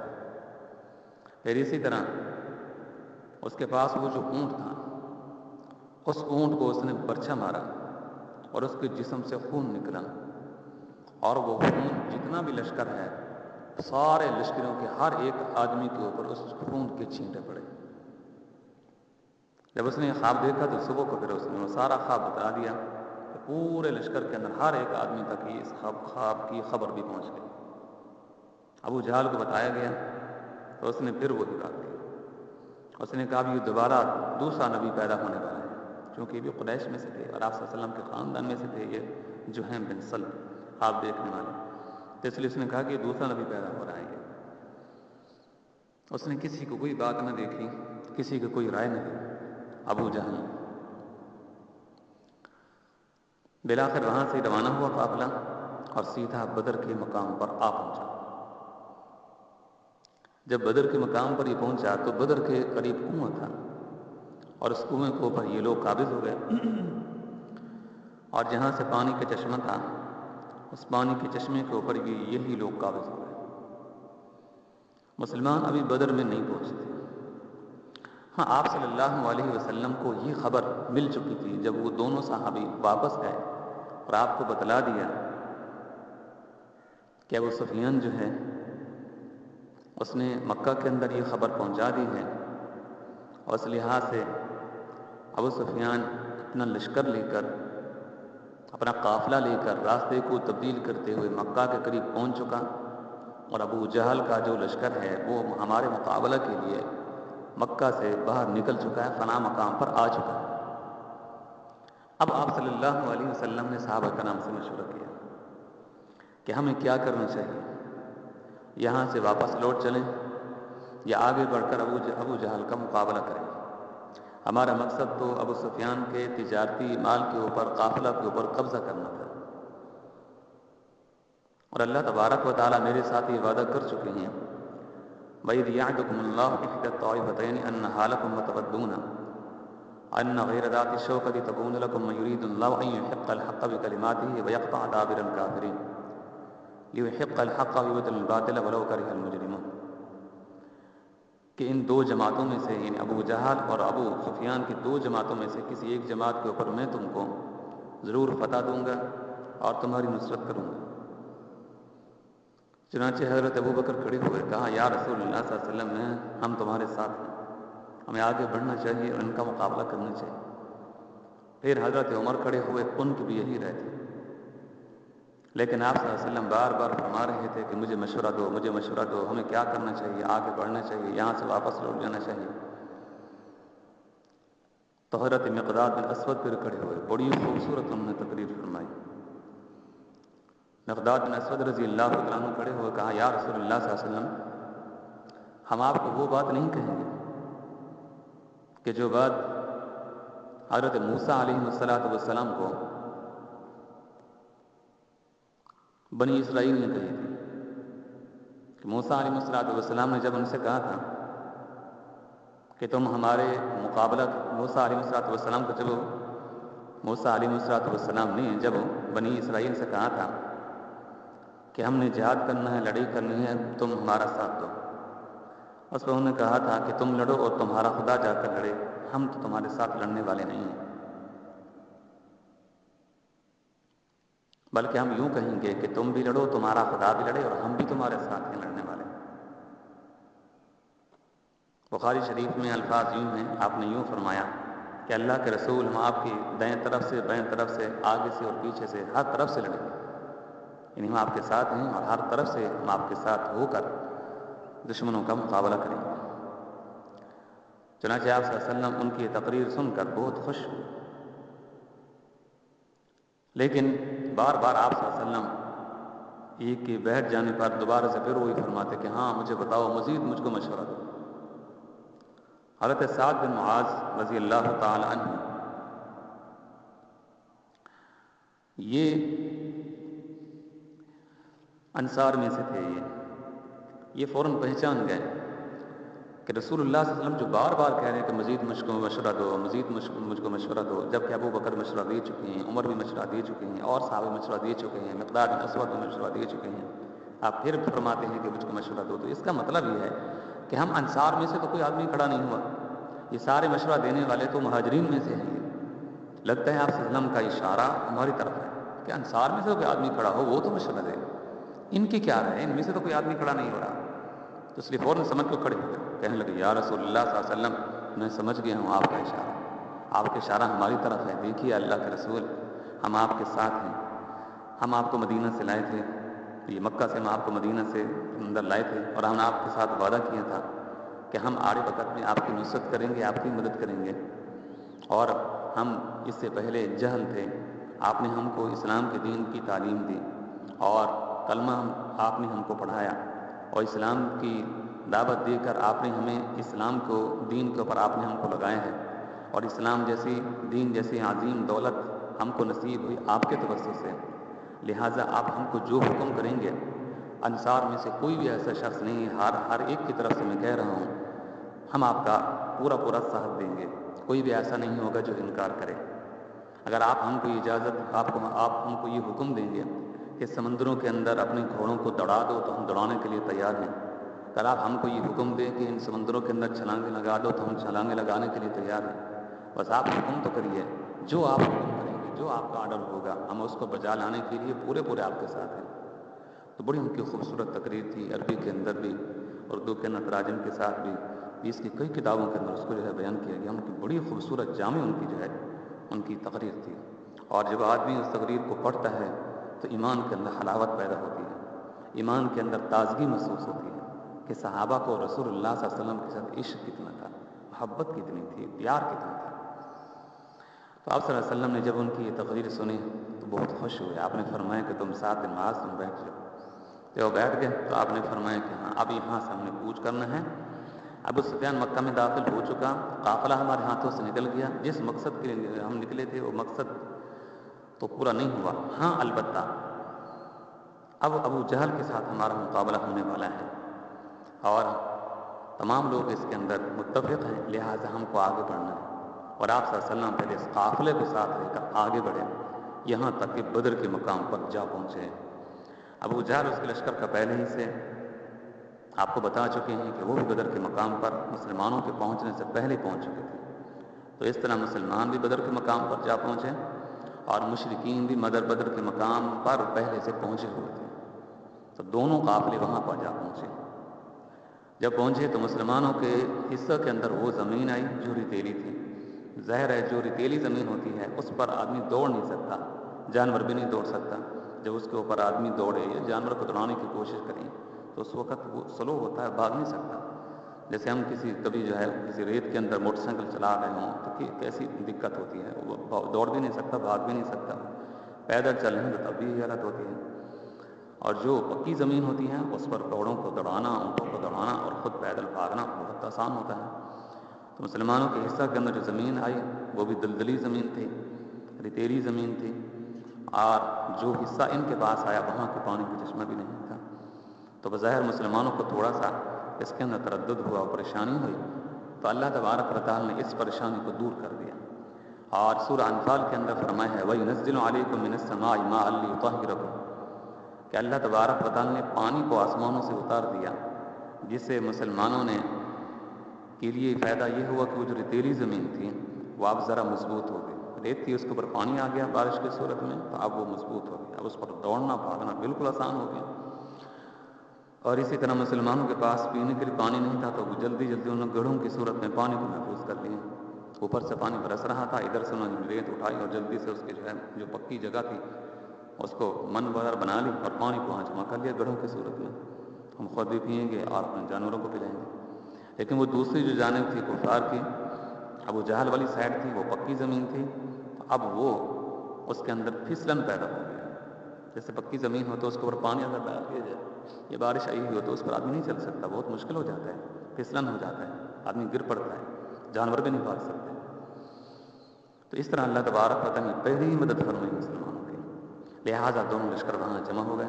ابو جہل بھی وہاں پہلے سے آ چکا تھا، مسلمان بھی آ چکے تھے۔ اب اس سے آگے کیا ہوا، کیسے اللہ تبارک و تعالیٰ نے آسمانوں سے مسلمانوں کے لیے فرشتوں کا نزول فرمایا اور ان کی مدد فرمائی، اور پھر یہ جنگ کیسے ہوئی، کتنے آدمی اس کے اندر مارے گئے، اور اسی طرح مسلمانوں کو اس کے اندر کیسے فتح ہوئی، انشاءاللہ اس کا تذکرہ اگلی نشست کے اندر کریں گے۔ ابھی تو نماز کا وقت ہونے والا ہے، تو آنے والے وقتوں کے اندر تھوڑی سی چہل قدمی بھی کر لیں، نماز کے بعد انشاءاللہ اگلی نشست کے اندر پھر اس کو پورا کریں گے۔ السلام علیکم ورحمۃ اللہ وبرکاتہ۔